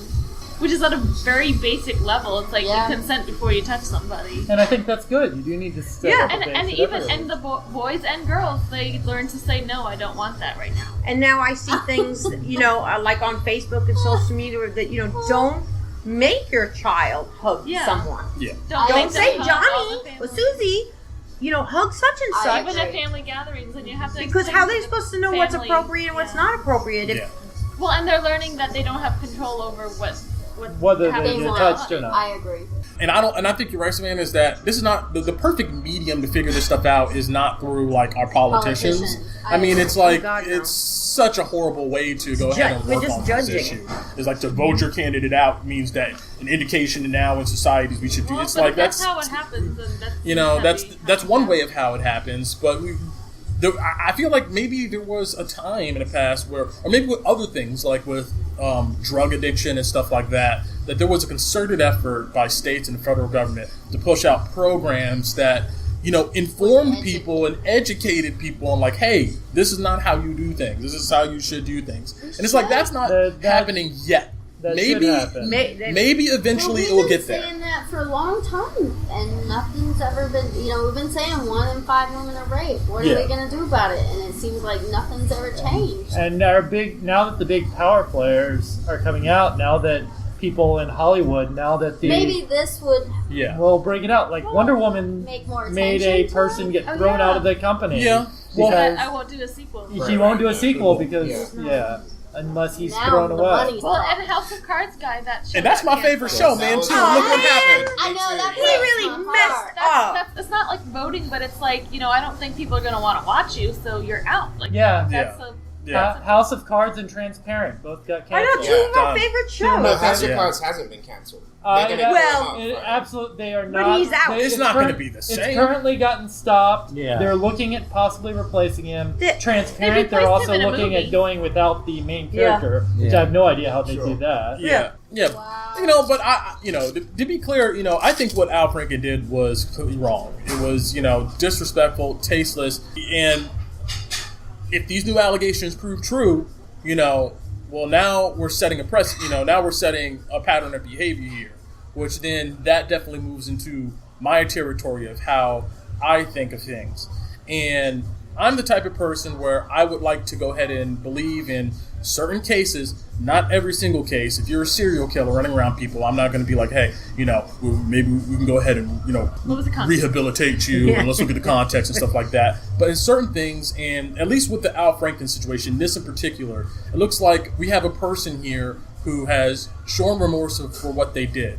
What they did in the context surrounding it, seems like, okay, I can see how, Al Franken being a comedian in that environment and how he got into that situation.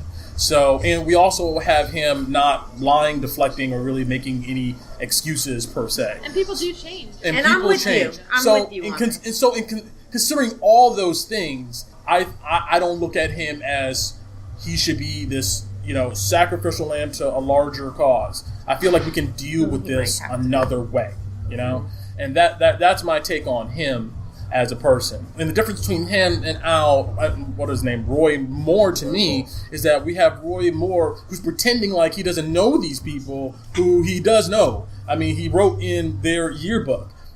We have, evidence of him being banned from a mall for stalking women.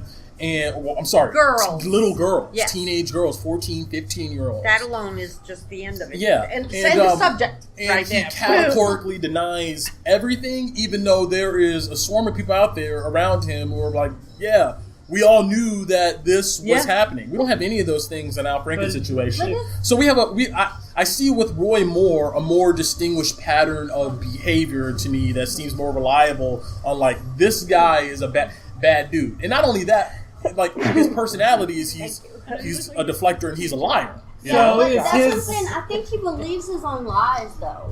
And He doesn't understand what he's He doesn't doing. have remorse like the other guy. And you, Which is why he shouldn't be did in all office. this stuff in the first do you place. have any Yeah. basis that, I mean, again, you just talked about, does the time period matter? I mean, we're talking over 30 years ago. We're talking about consistency, though. This guy has done this like not once, twice, three.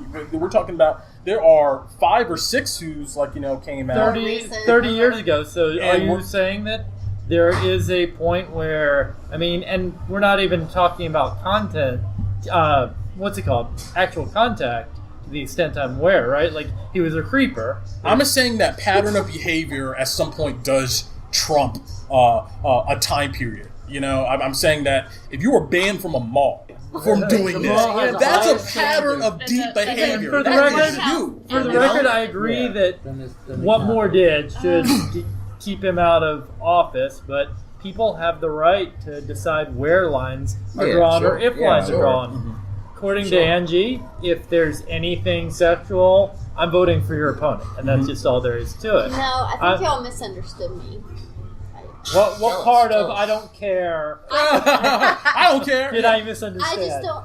In the court is what I'm talking. In the As a court, voter? What about as a voter? That is all. I don't. you're saying you want to see them go to court specifically Yeah, I about care this. about that. So if the court is there, and we've got Al Franklin who can be taken to court, and Moore And who's once way he's found past the guilty in statute court, of he really limitation. can't run for Well, office. we're not talking because just he has talking a about felony. legality. absolutely We're talking can. about You can't run for ethics. president, but you can run for. No, We I have was probably felonies. less Morality concerned of with The the morality, legality the and more ethics of- concerned with Yeah. what people in think about it. whether Yeah. time period or not. What Moore did, how many people? 14?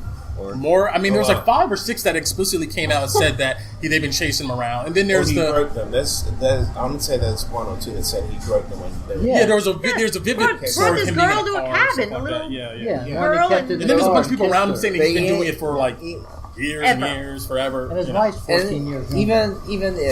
even let's say in his term as during the office, he disrespect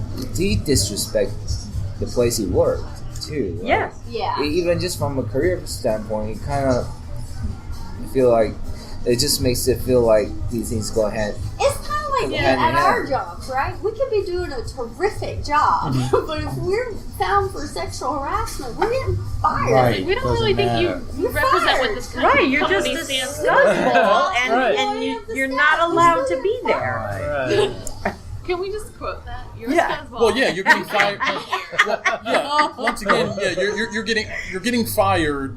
Yeah, if you're doing that at the workplace. Yeah. But and are, they still investigate it and Yeah, make true. sure it's but proven but true. are you getting fired at your job if, in Roy Moore's instance, somebody Well- comes to your boss and says, "Hey, I don't know, 20, 30 years ago, we heard of him going around trying to go ahead and prey on 14 and 15 years olds." Or on the flip side, is somebody getting fired if somebody shows up to your job saying, "Hey, 10 years ago, I have a photo of that employee over there, grabbing somebody's boobs, and we have a long story of him, go ahead and forcing somebody So at a to the comedy." job. So Exactly. you would absolutely be fired. Yeah. He shoved his tongue down my throat and then took a picture and showed all my coworkers of him grabbing my boob, and I have that picture right here. It's been haunting I me would be for the fine. last Now, 10 years. somebody in power, maybe not.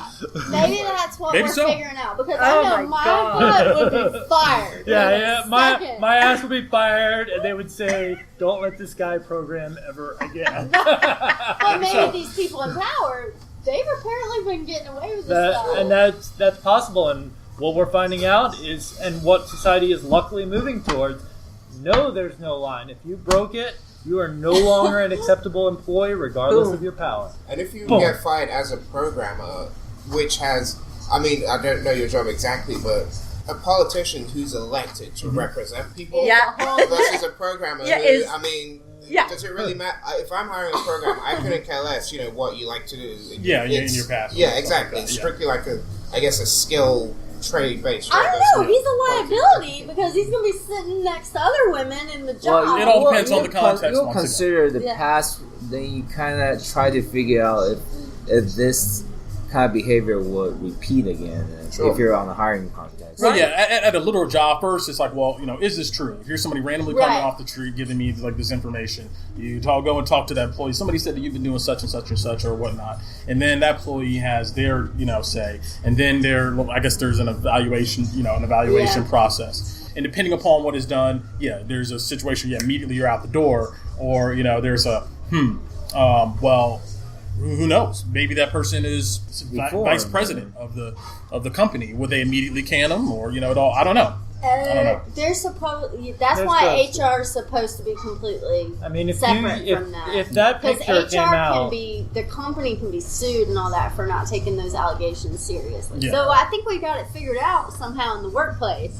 Yeah, but now, for some reason, it's not figured out. I thought I heard something about Congress saying they needed a third-party HR kind of. Yeah, that's why. Because that's so what it we do. Comes back to Dave was saying each person had to make that decision. Yes. Right. Well, at the end of the day, we are the employer. Here's a picture of somebody doing something bad. Oh, and by the way, he grabbed this other woman's ass too. But he represents your values otherwise. Would you consider giving him a free pass this time? Yes, and the HR cannot. I've studied that because I am a manager. I have had to study some situations like that. I worked with a kid who hugged the teacher at Duluth High School and was suspended for a year and lost his college. Oh. Well, there's lots of stories like that too, but you can't point at those and say that that's always the case. They have a video of the hug, and it looks like a completely innocent hug. I have to believe. I've gone on a date. Why not? Why not? I've gone on a date or two with my anatomy teacher. Things like that do happen. Happened. It's high school. Yes, I was a high school student. Yeah, but this was in school. Yeah, nothing. She said she looked like she needed a hug. Happened, but that's insane. You see when he just walks up to the front of her and he just gives her a hug around the shoulder. I would never press charges from him because I wanted to go. Because she said something. What did she say? What made her feel? She told him not to hug her. Right. And he did it. They had a good relationship. He hugs all the teachers, and that's the kind of kid he is. But she told him not to do that, and he did it again, and that was that. Maybe she felt it was some weird, gross power. There may have been more to that story than what he led to believe, and what his parents led to believe. You can see it. She might it's know on his history from on TV. year. Who knows? Maybe he had been giving vibes all year. I'm pretty certain, from an satirical perspective, there's not a principal that would actually have somebody suspended for a year, given that video. So there had to be more. I'm almost. I don't know. He was interviewed on the news. I mean, we're here ready to go ahead and draw. I can see in the bureaucracy that happening. We have a video reported that it happened. We're going to go ahead and cut it right here and there. But you said that person, it's on their record or something? He lost his senior year. He lost his senior year, but he didn't get any charges or anything. No. Something like that. Really randomly, are we going to talk about conspiracy theories? Man, oh my God, I gotta go. It's 9:30. It's my fault. I got here. So this was still quite an interesting conversation. You want to hang out for a second? We can go ahead and do that. I'm going to hang out for a second. If you got to go, understand. I'm sorry I showed up late. That's not bad. It happens. Yeah, we would have left now whether you showed up. I guess that's true. Anyway. But thank you guys for coming out again. And, I appreciate you guys coming consistently as you guys have. It's really been a pleasure. Without you guys, it would be me and maybe a few people coming in and out here and there, but just me sitting here waiting and talking to myself, I guess. That would not be I really appreciate you guys. I always enjoy it. It's always fun. For the record, the teacher alleges that he kissed her on the neck several times. I'm going to stay in chill. Yeah, we're going to share. We're going to do a little bit of conspiracy talk for a second here. Tomorrow's kind of like a semi-weekend day, sort of. Okay. But otherwise, we would normally go. And then this so weekend, I was going to talk about good old David Ickel Ickel and our interdimensional reptiles. I don't know if you guys heard of that. No, I hadn't heard you never heard of the famous interdimensional reptiles? No. What? You mean Alex Jones? It didn't start with him. Okay. See, it started with David Icke. You've heard of David Icke, right? I've heard of David Icke. Is it David Icke? It may be Icke. I think it's spelled Icke. I-C-K-E. It's like K-E. It's either I-C-K-L-E or I-C-K-E. But that's the person I'm talking about. White hair. David. I think it's David Icke. Yeah, he's really into that's like counterculture. LSD type of stuff and whatnot. I've never heard of. You've heard of? Yeah, David Icke. I think you're right. Yeah, David Icke. David Icke. Yeah, I'm sorry, David Icke. David Icke. Yeah. Show them picture. Do you recognize that guy? Yeah. Yeah, him. Yeah. What about it? He is like conspiracy before conspiracy was cool. Like, grew up in England, and he tried to go ahead and run for politics a few times. Really good public speaker and whatnot. But, as an independent candidate guy, it never really caught on. And this was back in the 70s and 80s or so. And after that, he began to study more like the occult, and he began to get into psychedelics and drug experimentation. And he's famously quoted as saying that he had this epiphany, like he came across this idea that, or this feeling that he was being watched, and somebody was like constantly on his peripheral that he couldn't see but following some type of force. That's acid. That's called acid. That's acid. I know that feeling. I'm serious. It's like, dude, you're on acid.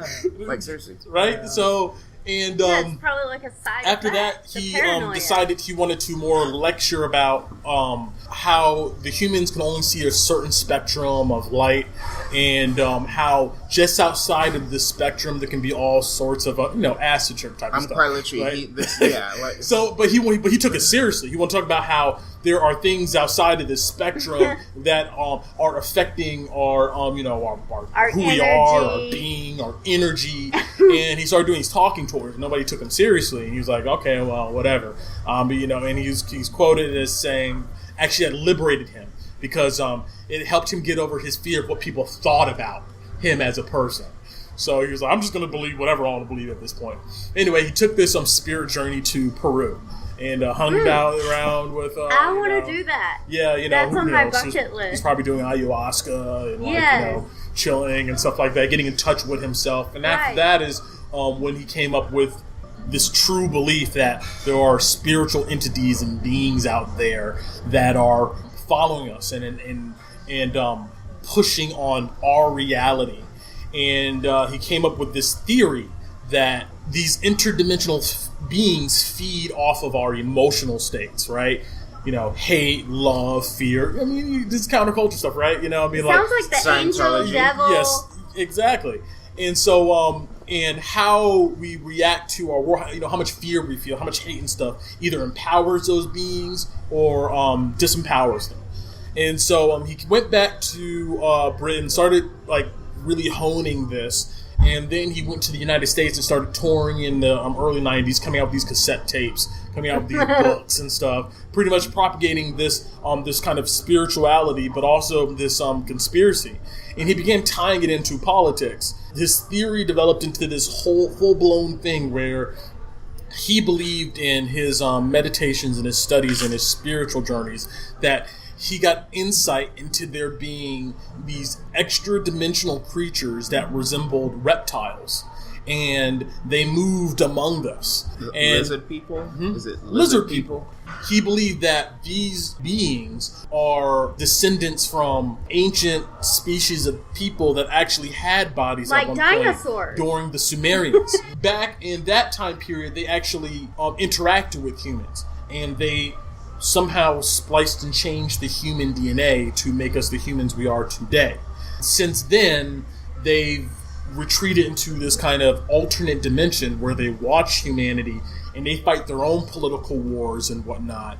But some of them are good, but most of them are bad. And the bad ones try to make humanity as afraid and hateful as possible because it gives them energy. And there's this whole war behind the scenes. some of them are able to cloak and change themselves into being humans. Oh. These type of people believe George Bush. George Bush and Obama.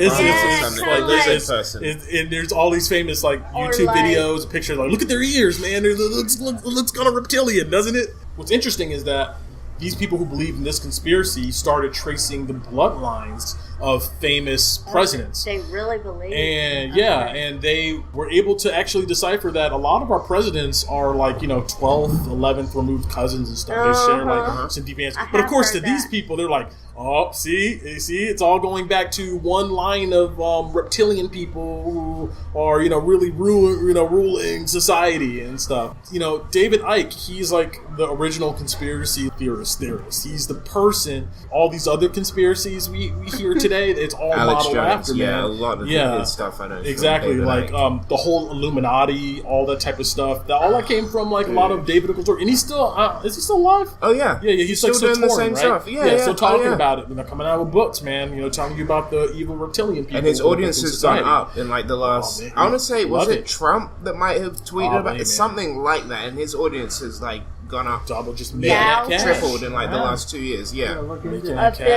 And how I heard about this was actually a long time ago, because I've always been interested in conspiracy and stuff. To me, they're scary stories, right? As a kid, you listen to a scary, you're ooh. As a teenager, I used to listen to this show called Coast to Coast AM. I don't know if you guys ever heard of it. It's an AM radio station that was very popular, in the 80s and 90s or so. And a famous host guy named Art Bell ran the show for a long time. This was before YouTube and all this stuff. He was the guy for conspiracy. He was Howard Stern for conspiracy on the radio. And this show was huge. It was very massive in the 80s and 90s. He would get on all these weird people, and they would talk about how they've been abducted by aliens, the time travelers from the future coming back to now and trying to save humanity. He would interview these people in a very deadpan and real fashion, getting what they really thought, and he would never judge them. Right. He would just be like, oh, okay, that's really cool, It was really, really popular. Obviously, towards the end of the 90s and 2000s, you have the internet now. You can go ahead and find your pet conspiracy theory on there. All that stuff went down. So Coast to Coast AM, it's still around, but it's only in select areas. But as a teenager, I used to go ahead, some nights before I go to sleep, I'll go ahead and I had this little boombox. Let me see if I can find that station. And I find the Coast to Coast AM station now, and I'll listen to these stories. Wow. And David Icke was on there several times talking about yeah, man, there's these extraterrestrial reptiles, and they're ruling our country. And he'd be super serious and passionate about it. And it's sad, man. Yeah. That's kind of cool. Yeah. It really annoys me that, especially the whole people descendant from because then you're really just spitting in the face of hundreds of years of science and evolution, and it's kind of like that ancient aliens BS to me, when it's just no, this wasn't given to us by aliens. We came up with it. To me, it's especially insulting, because you're just throwing away all of our progress. Yeah, people as a civilization. It's just.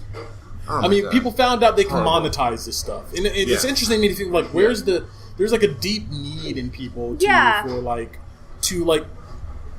believe in that type of thing. Where does it come from? I think we deal with some feelings of emptiness and confusion. We don't know.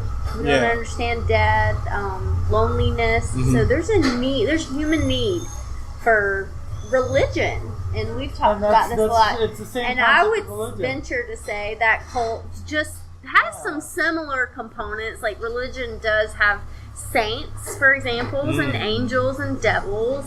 And I remember when I was big in church, when I was little, we learned that the devil would come back in somebody, the Antichrist. Yeah, the Antichrist. Yeah, so we learned about some. So that sounds similar. It's similar concepts to things we learn in other religions that are not necessarily that's downright cults. Strictly, granted, Rastafarian is a cult, but that sounds very Rastafarian, where you've got an alien race that, in Rastafarian, the aliens are strictly benevolent. They created the humans and said, all right, my children, have fun. And we convinced ourselves to not have fun. For the Rastafarians, their goal is to bring it back to the world where humans exist purely for pleasure, so that the aliens will come back down. Or like and join Christians, you know. I'm down for that, man. God created Adam and Eve and said, enjoy yourself in this lush garden, and then they just weren't content with that. So then so we have stories like that. We do. To explain our being on this earth. I think people want to find meaning in things. Yeah. And sometimes when we can't, we make up our own meaning. We use confirmation bias. I think with things like David Icke stuff and the Illuminati and this and that, I think it's a lot of people that just, frankly, their life hasn't gone the way they want it to, and they need some other structure to blame. If you kind of get what So it's not my fault I'm this. Everything's being controlled by, 16 people. Possibly. So that's why I'm, when living he lost those in my mum's elections, basement when I'm 40. That could have been traumatic for him. Some of those... He could have had some, And along the lines of the Illuminati, we actually looked up, there really is a big meeting of all the power people that occurs in Netherlands. In the Netherlands, yes, of everybody just gathering together and basically deciding the world. And one of the ones I was going to bring up, the NSA. For years, there was a whistleblower from AT&T who was dismissed as a disgruntled employee who claimed that the government was asking them for all their information and letting them tap every line in exchange for a large payout. Nobody believed them. There was all this buildup. There was a direct denial, and then Snowden came out, pulled up the file, and pointed out that the government taps every single phone call and thing, and only in April of this year was it actually discovered that even from that point from Snowden, they've been lying. They did actually use some of the information on cases that had nothing to do with with international affairs. Like, their justification was, we're allowed to do this to search for international terrorists. But then it's now been discovered in 2017. They actually used it outside of their allegations, so they went outside of there. Yeah, wasn't there reports of them tapping Angela Merkel's line or something like that? Oh yeah, that's slightly different when they tap a bunch of. But here they tapped everything. They literally put a listener, and they paid between AT&T, Facebook, Google, World of Warcraft, all of these places. They paid out $56 billion and set up these warehouses of data that they were just keeping a copy of the internet so they could content search. Like, if they wanted to find out if you mentioned this guy, they would look through the emails that you thought were private. That's scary. So that actually happened. This was a conspiracy theory that everybody laughed off. That turned out being true. That turned out to be completely non-fabricated. The government, Big Brother really was one. Although that's not as far-fetched as obviously is. That's something, well, at least with me... Until you see the aliens. I could... Gotcha. If someone said that, it wouldn't be completely... out of the realms. Whereas obviously alien people, to me, that's just something that I don't think that goes any further than, like she said, religion. I mean, at least it gives something that could one day be scientifically proven. If we could go into these other areas or into space, it's the same where it could never be proven. Yeah, isn't a little bit of both, right? It's there's people out there who are. I mean, the concept is still looking out towards something else to, I don't know, maybe justify a certain viewpoint or perspective, or it's maybe one aspect of it is going out and be like, hey, my life didn't turn out the way it was, so I want to blame something, and it's easy to go ahead and blame reptilian George W. Bush, rather than maybe your personal life, and maybe it is another thing of just that feeling of trying to. Of higher purpose, yes, that's the word. Higher purpose. And you just saying, hey, maybe these aliens are out here. Maybe we are the special being. We've been doing that for such a long time, right? I mean, I sometimes wonder what it would have been like to, live in a world, I don't know, pre-Christianity, the BCs, and you literally don't know what this huge thing in the sky is. That's a sun. Right. You don't know what this moon is, but you see it all the time. You have no conception of how you got here, why anything is here. Mm-hmm. You don't have any tools to figure it out, but you do got the same kind of brain we have today to be that powerless over knowing what's going on has to be frightening.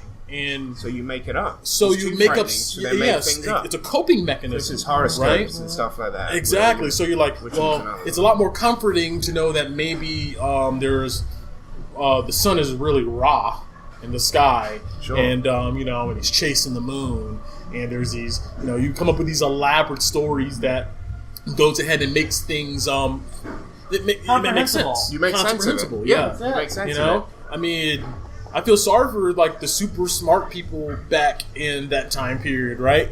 Because those type of people, well, they were probably the ones that were making sense of it. Either they were making sense of it, or they were like, man, all this is bullshit. We're really here for no reason. I don't know why I'm here. I can imagine being sucked down the rabbit hole of maybe just or maybe not, listlessness. because really intelligent people are religious and spiritual. That is true. That is true. Like Pence is very.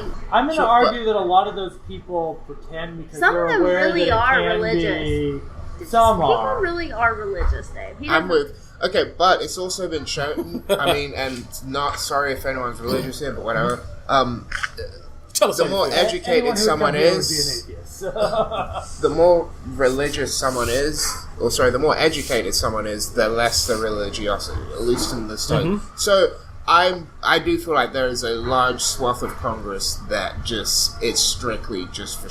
I mean, I kind of look at a lot of these people are too smart to believe a lot of this stuff. Like Barack Obama, for instance. For me, I have serious doubts about him being a super religious man. No, dude. Right. But it was that time period where they needed to show him going to the church. They needed to show him being in touch with the higher power of God and stuff. And it's like, I'm like, because people won't vote for him. Yeah. Because people would literally atheist is like the least trusted. Yeah, it's wild, it's right? Scary, right? We're actually right above Muslim right now. It's above Muslim now? Yeah, okay, I hear y'all, but I still need y'all to understand that there are really intelligent, successful people who really are religious. Absolutely. My parents. My parents. I was just going to say, literally, my parents. Okay. But it's a generational thing, and I think we were at Peachtree Corners Parade last weekend.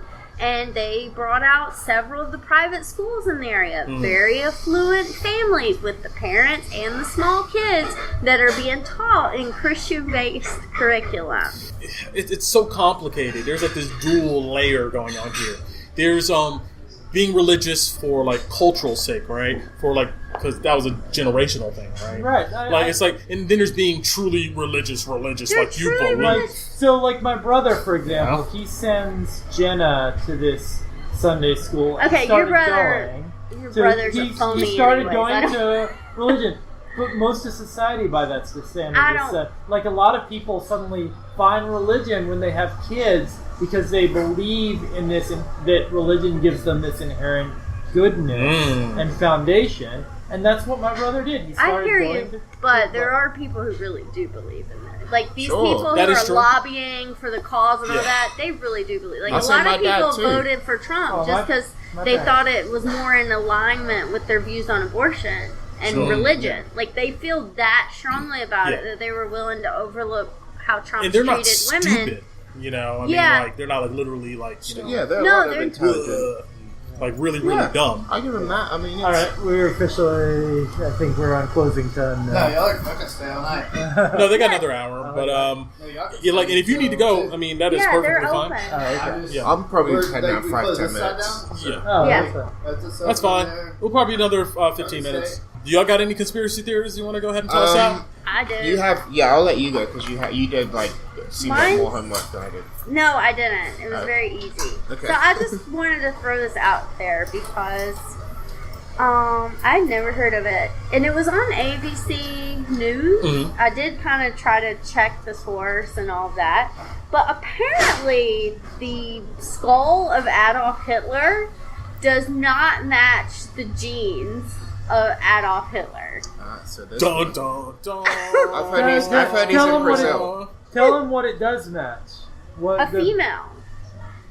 Yeah, there's so no they buried scientific... a female as Adolf Hitler. Then what happened to Adolf Hitler? That's something to me that wouldn't be that far-fetched. Yeah, because it could be the wife.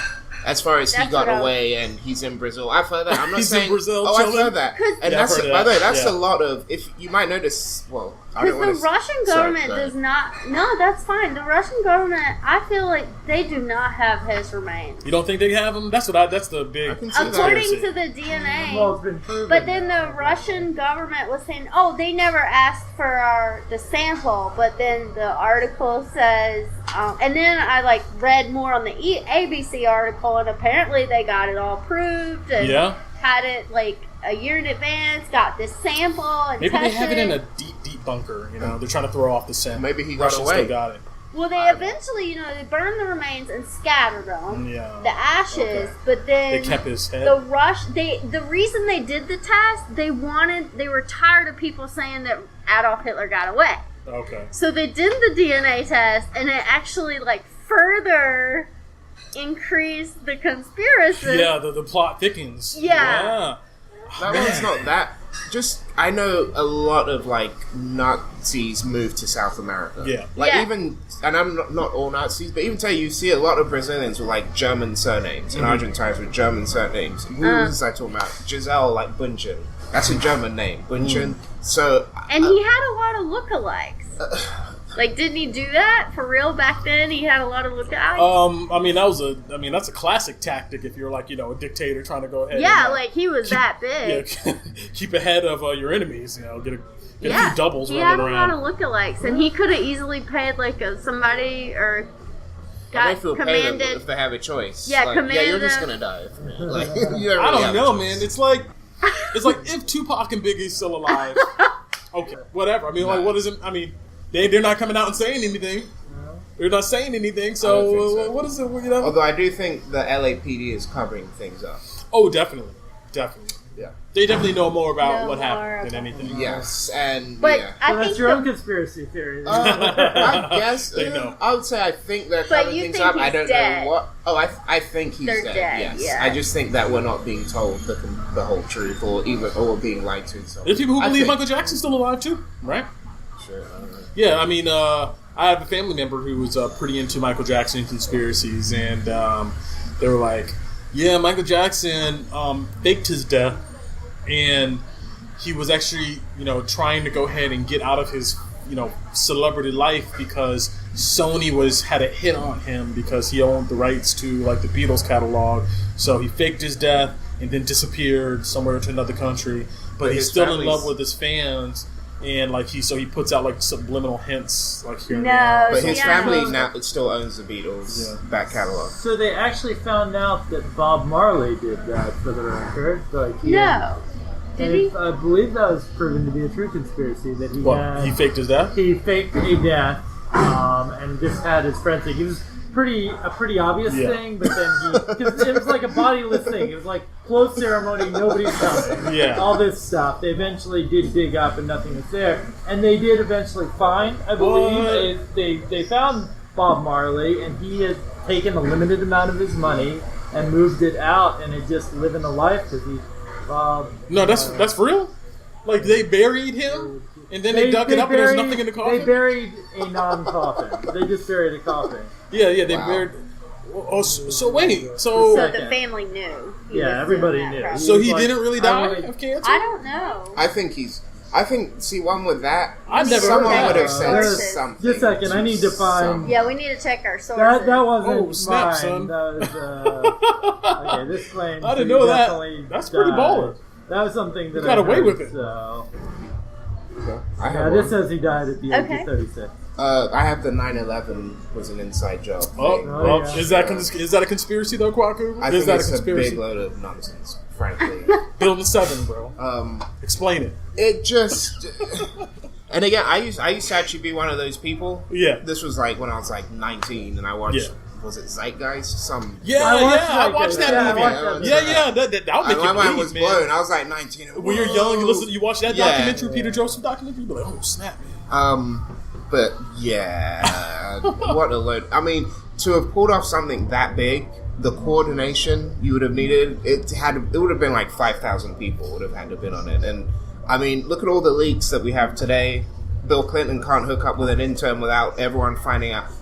Not one person got a conscience and said something to their wife. Or How to their did Building 7 fall? Building 7? Yeah. A plane crashed into it. You didn't see I didn't see any plane crash into Building 7. Wait, which one? The shorter, the smaller one, where suddenly, if you look at it real closely, you see these little pockets of like stuff explode out windows in a sequence fashion. But what happened? How did Building 7 fall? I don't know. Building 1 and 2, obviously, the planes hit it and they collapsed. Okay. How did it fall? I have no idea. Boom. And they also got like the plane demolition didn't hit people. They got the demolition people, and they pointed out that as it exploded up from the bottom instead of down, and that George Bush stopped the investigation on this, which that part actually fact checked. Like, he stopped the whole big investigation. They were like, well, it's because he knew about it and he was covering up the fact that there were explosives down in the. They said a commercial jetliner hit the Pentagon, right? But you look at the damage that was done. There was no plane wreckage found, right? And I don't know about no like a wing pattern hitting the building. It looked like a missile hit it. But I don't think we're and the Pentagon That's what I'm confiscated all videotapes, all everything, gas stations, restaurants. They confiscated all videos within the radius of the Pentagon. That but look how documented big that time operation is. They did it. That's such a big. So not one person said something to someone. They just don't believe of them. All those thousands of people, not one person had some shred. I was like, "There's no way." Like our government messes up so much. What is it called? Operation Norwood? Is that the one where they wasn't at some point there was like government plans to radio control like a plane or something and like. Crash it into something. Now, what was that? I did in my research find one where we were planning on similar things in Cuba. Yeah. Because we wanted to make Cuba an enemy. We wanted to wage war against Cuba. However, it was nothing on that scale. It was like a shipwreck. It was like minor. Sure. I forget a lot. Yeah, it was like a small ship attack, a little bomb. It was little things. Sure. Yeah. I think 9/11. Where did you hear that, by the way? The thing about Cuba. I think it's called Operation Norwood or something. So it's a lot smaller, but we heard about the. There was plans. There was like declassified information saying that there was a plan to go ahead and. They didn't do it. Yeah, like but there was crash a plane. They or something. did consider it. Yeah, and in order to make a false flag and we found out about it. Yeah, it was like declassified. So we found out about that, but no, and also I mean, 9/11 is too soon. Right, we're not going to. The thing is, I'm okay with just saying I don't know, and I feel like that's it. Like, how did Building 7 fall? I have no fucking idea. I don't need to make something up just to feel better about my. Like, I don't know. I have no idea. If we wanted to go to war with like Afghanistan or wherever the hell we went after that, well, Dick Cheney, right? I don't Why think. do we want to go to Afghanistan? Yeah, I don't think we would have man. needed to do something on that scale. Halliburton, in order to get contracts overseas, to go ahead and line the pockets of big government but contracts. I believe that they jumped on that opportunity to make money. I'm not necessarily sure that they created that. So I'm reading Operation Norwood, and it really does sound like that. We were planning to crash things into some of our cities, blow up some of our ships, in the goal of making the desired result from the execution of this plan would be place the United States in the apparent position of suffering defensible grievances and give us the right to invade Cuba. Checkmate. Not really. So that's it was smaller. a much smaller scale, but it would give us, and as a result of those planes crashing in, we did get the right to invade a country that was our enemy. I have another example that kind of goes along with those lines. Okay. Apparently, did y'all know the excuse Lyndon Johnson used to go to the Vietnam War? So apparently there was one battle where four Vietnamese sailors died. A ship battle, Navy battleships. Okay, that happened. Much later, there was a second battle where, not even a battle, we were firing on some ships. Turned out there were false alarms. There was nothing there. So there really was nothing on the second battle. But when that second battle happened, which wasn't a battle, Lyndon B. Johnson, that very moment, used that day to wage war against Vietnam. Yeah, it's the Gulf of Tonkin incident, right? Yeah, Gulf of Tonkin. Yeah. What Jesse, is it? Jesse That's the Ventura, Gulf of he always Tonkin. talks about that. Oh, okay. That's what the incident. Yeah, But- that's a good one too. And on the Bush So thing, that's kind of going along those lines the other thing, and of this using is from Al Franklin's book, like back when he was a comedian and political commentator instead of actually running. He actually pointed out the whole 9/11 thing. Before 9/11 had happened, he was talking about the invasion, and so it gave him a sudden momentum. Right, like no one had even The pointed it, invasion and he actually of- named the wrong country. That's what I was wondering. Are you talking about Iraq or are you talking about Afghanistan? So he was supposed to not be talking about Iraq, but ended up accidentally mentioning Iraq. And I listened to the audio tape on it, and it actually played George Bush saying the wrong country and then correcting himself. And Al Franklin was making this whole joke. He called it the little black dress because anytime he wanted to bring something up, he would bring up 9/11. Yeah. And that well, was and what we got him his did. second We used thing, that and for everything. the I mean, Bush- we really The did. Bush family Giuliani. made a lot of money out of it.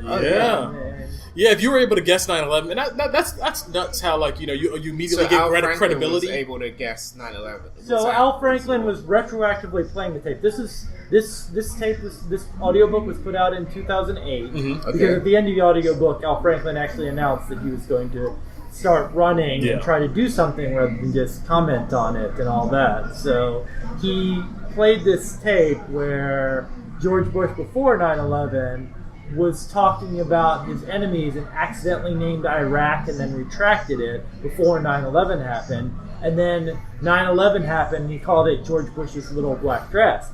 What if? And we've got a lot of things. I mean, if you look and you watch Zeitgeist, you do watch.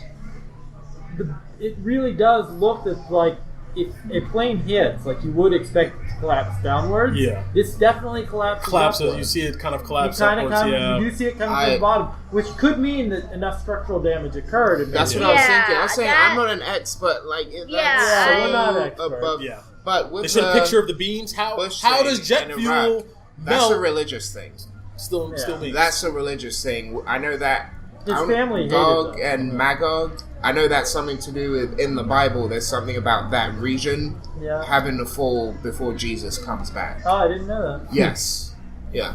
I went to a lot of Bible study when I was little. There's conspiracy out there about the sinking of the Lithuania and what is that, World War I, right?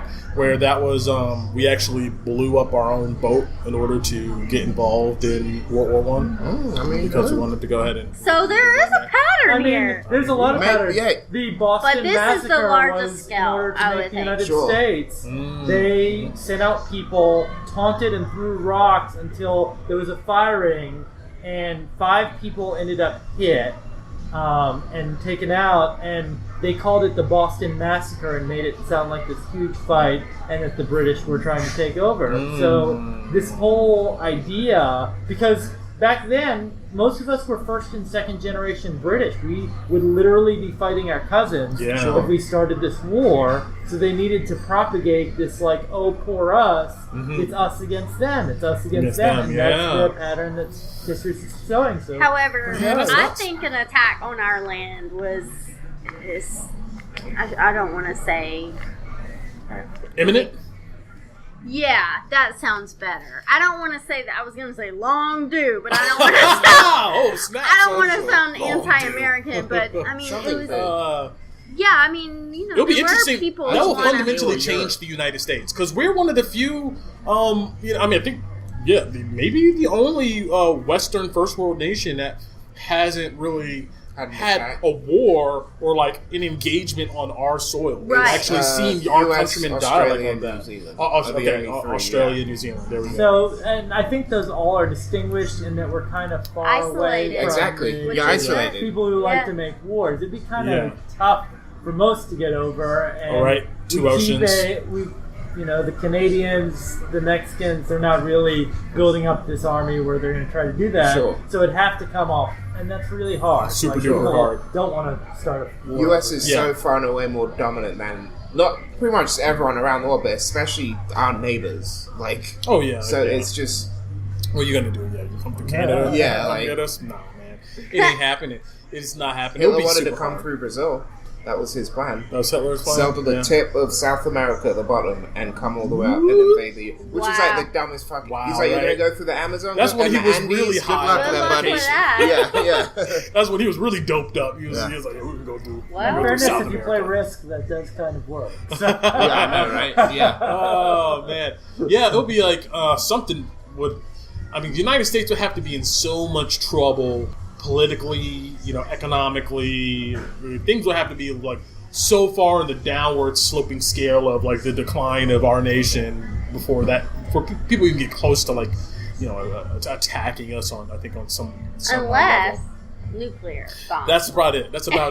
Like a one because that shot doesn't take off. a whole lot. Yeah, I a mean, dirty once- nuclear bomb, Right. maybe snuck in somehow, Right. and even that's, super, super hard. Like biological. a biological attack, yeah, that would be, I think man. that might be even worse than nuclear. Well, obviously it depends on the size, but just what that will do to you mentally to see, I don't know, the result of people not being able to breathe or that's like a whole. It's like It's like double terrorism. Yeah, almost, really. you know? Yeah, I that's, don't know that that's like worse than a nuclear bomb because the nuclear bomb, yes, there's a 5-mile radius where you're like instantly evaporated. Sure, but then nuclear fallout for Yes. the next 50 miles beyond that is ridiculous. I mean, I've been to Hiroshima. I've seen the end results and watched the stories of all these people Sure. where their body could no longer absorb nutrients and they died over the course of the week because their body literally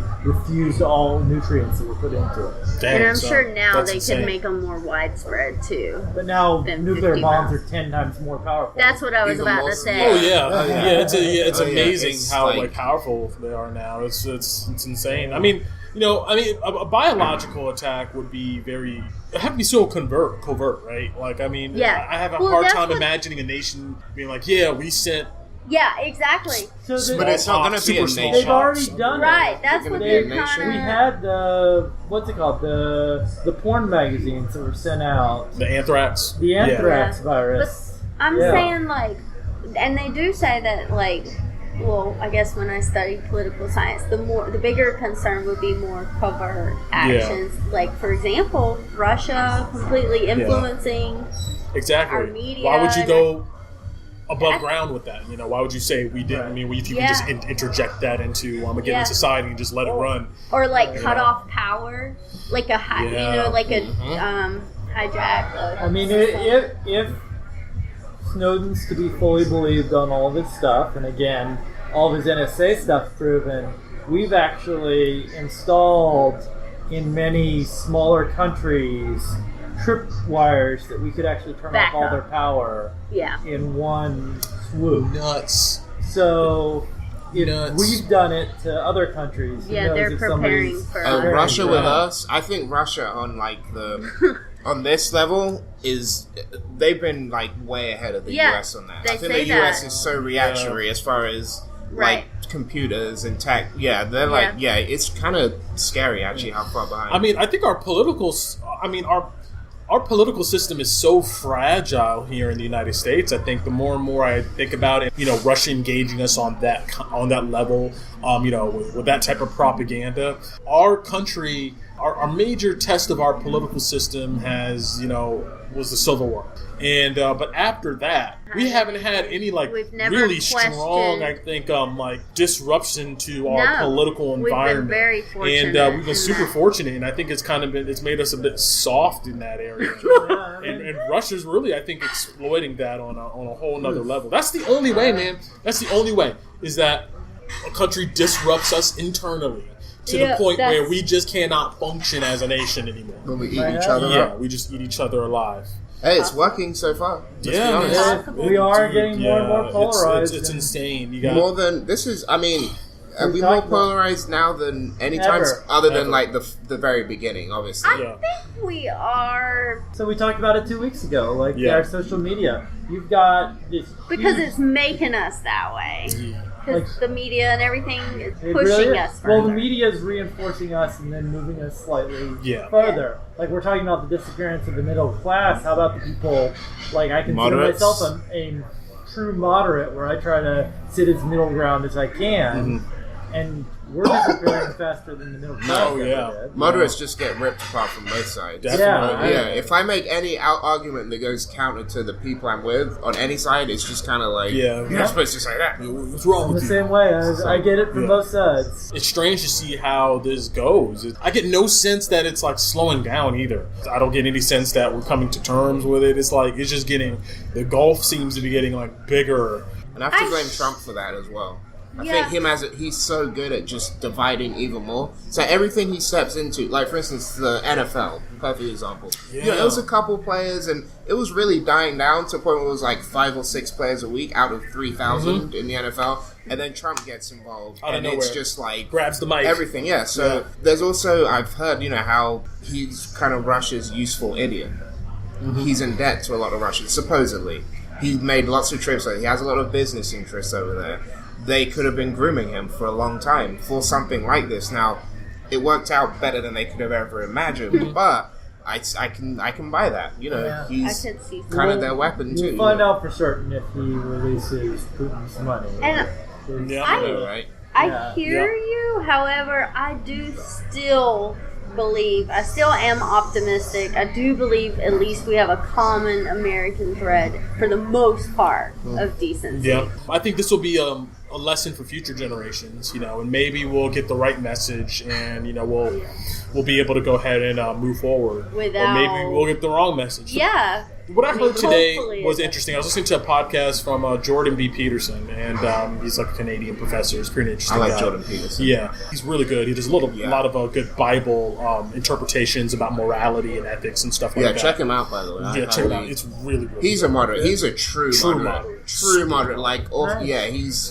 very Do you sharp. have Yeah. a podcast? He got big on YouTube videos. Like he's known as the pronoun guy, because in Canada there's essentially a law where they're going to make it illegal for you to refer to someone by the wrong pronoun, and he's against this. So students started recording his lectures online, and then he just over the last 2 years has just blown up. He used to This be a guy is, Harvard professor. Yeah. And, he moved I'm subscribed to him. Boom. I'll listen.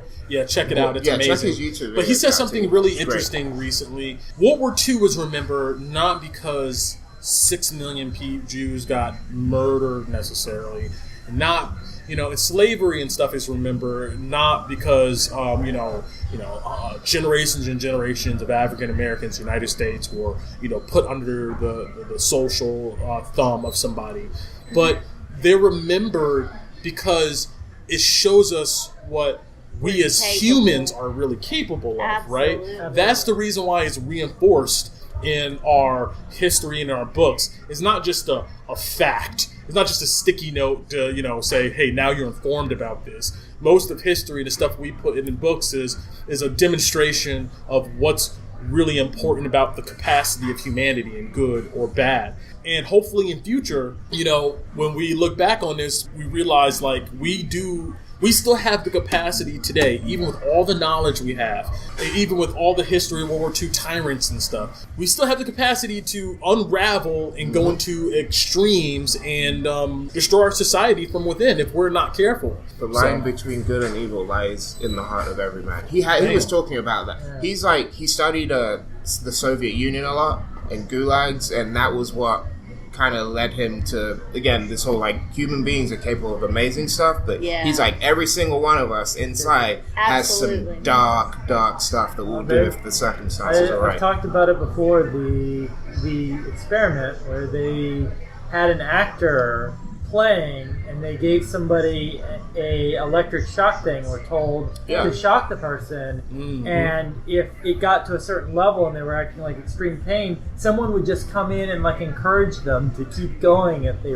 really needed to level up and stuff, and they would put it to lethal levels. And then they believed, well, they're bad actors. So they actually hooked up dogs, and they gave people the same thing, and people actually lethally injected just by encouraging these people and giving them positive reinforcement. When was that for study? increasing- Because they can't This do was that on 1950. dogs. Yeah, I was gonna say this. I remember watching this in Not college. so It was long black ago. and This white. is actually from Freakonomics. So this is yeah. a study that occurred in the 1950s. It's not so long ago. That's old school America for you right there. So do and whatever. they were like, well, this is nonsense. They know that the people are acting. Let's try it on these dogs and stuff. And so they gave people and said, every time this person answers, you're going to have to shock this dog, and we want to see, all that. And they said, we need you to increase the electricity, and over 60% of people were willing to increase the electricity to the point where it was lethal. Yeah, groupthink is intense, man. It's hard to get out of it. I'll so go ahead, it's man. about time. Thank you guys. Awesome. Yeah, That awesome. was fun. This was Thank awesome. you. Check out his Jordan Peterson's 2 podcasts with Sam Harris. Sam Harris, yeah, I love Sam Harris too.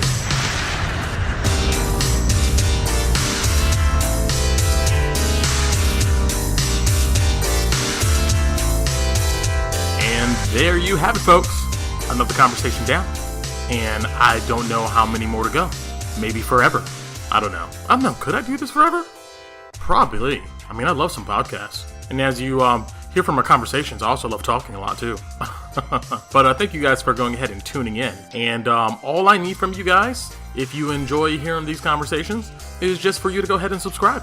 If you're using Stitcher, iTunes, Google Play, YouTube, any one of those platforms, please go ahead, subscribe. It's free. It takes literally like a half a second. Go ahead and tap that button and come back. Tune into our next set of conversations. We are slowly going ahead and getting a little bit more polished with this. I kind of have a MacGyver setup here, but I've invested in some good equipment. So you can go ahead and expect the quality to continue to improve over time. Thank you for going ahead and tuning into this conversation, and we'll see you next time on the Exchanges Podcast in conjunction with the Current Issues Discussion Meetup Group. Holla!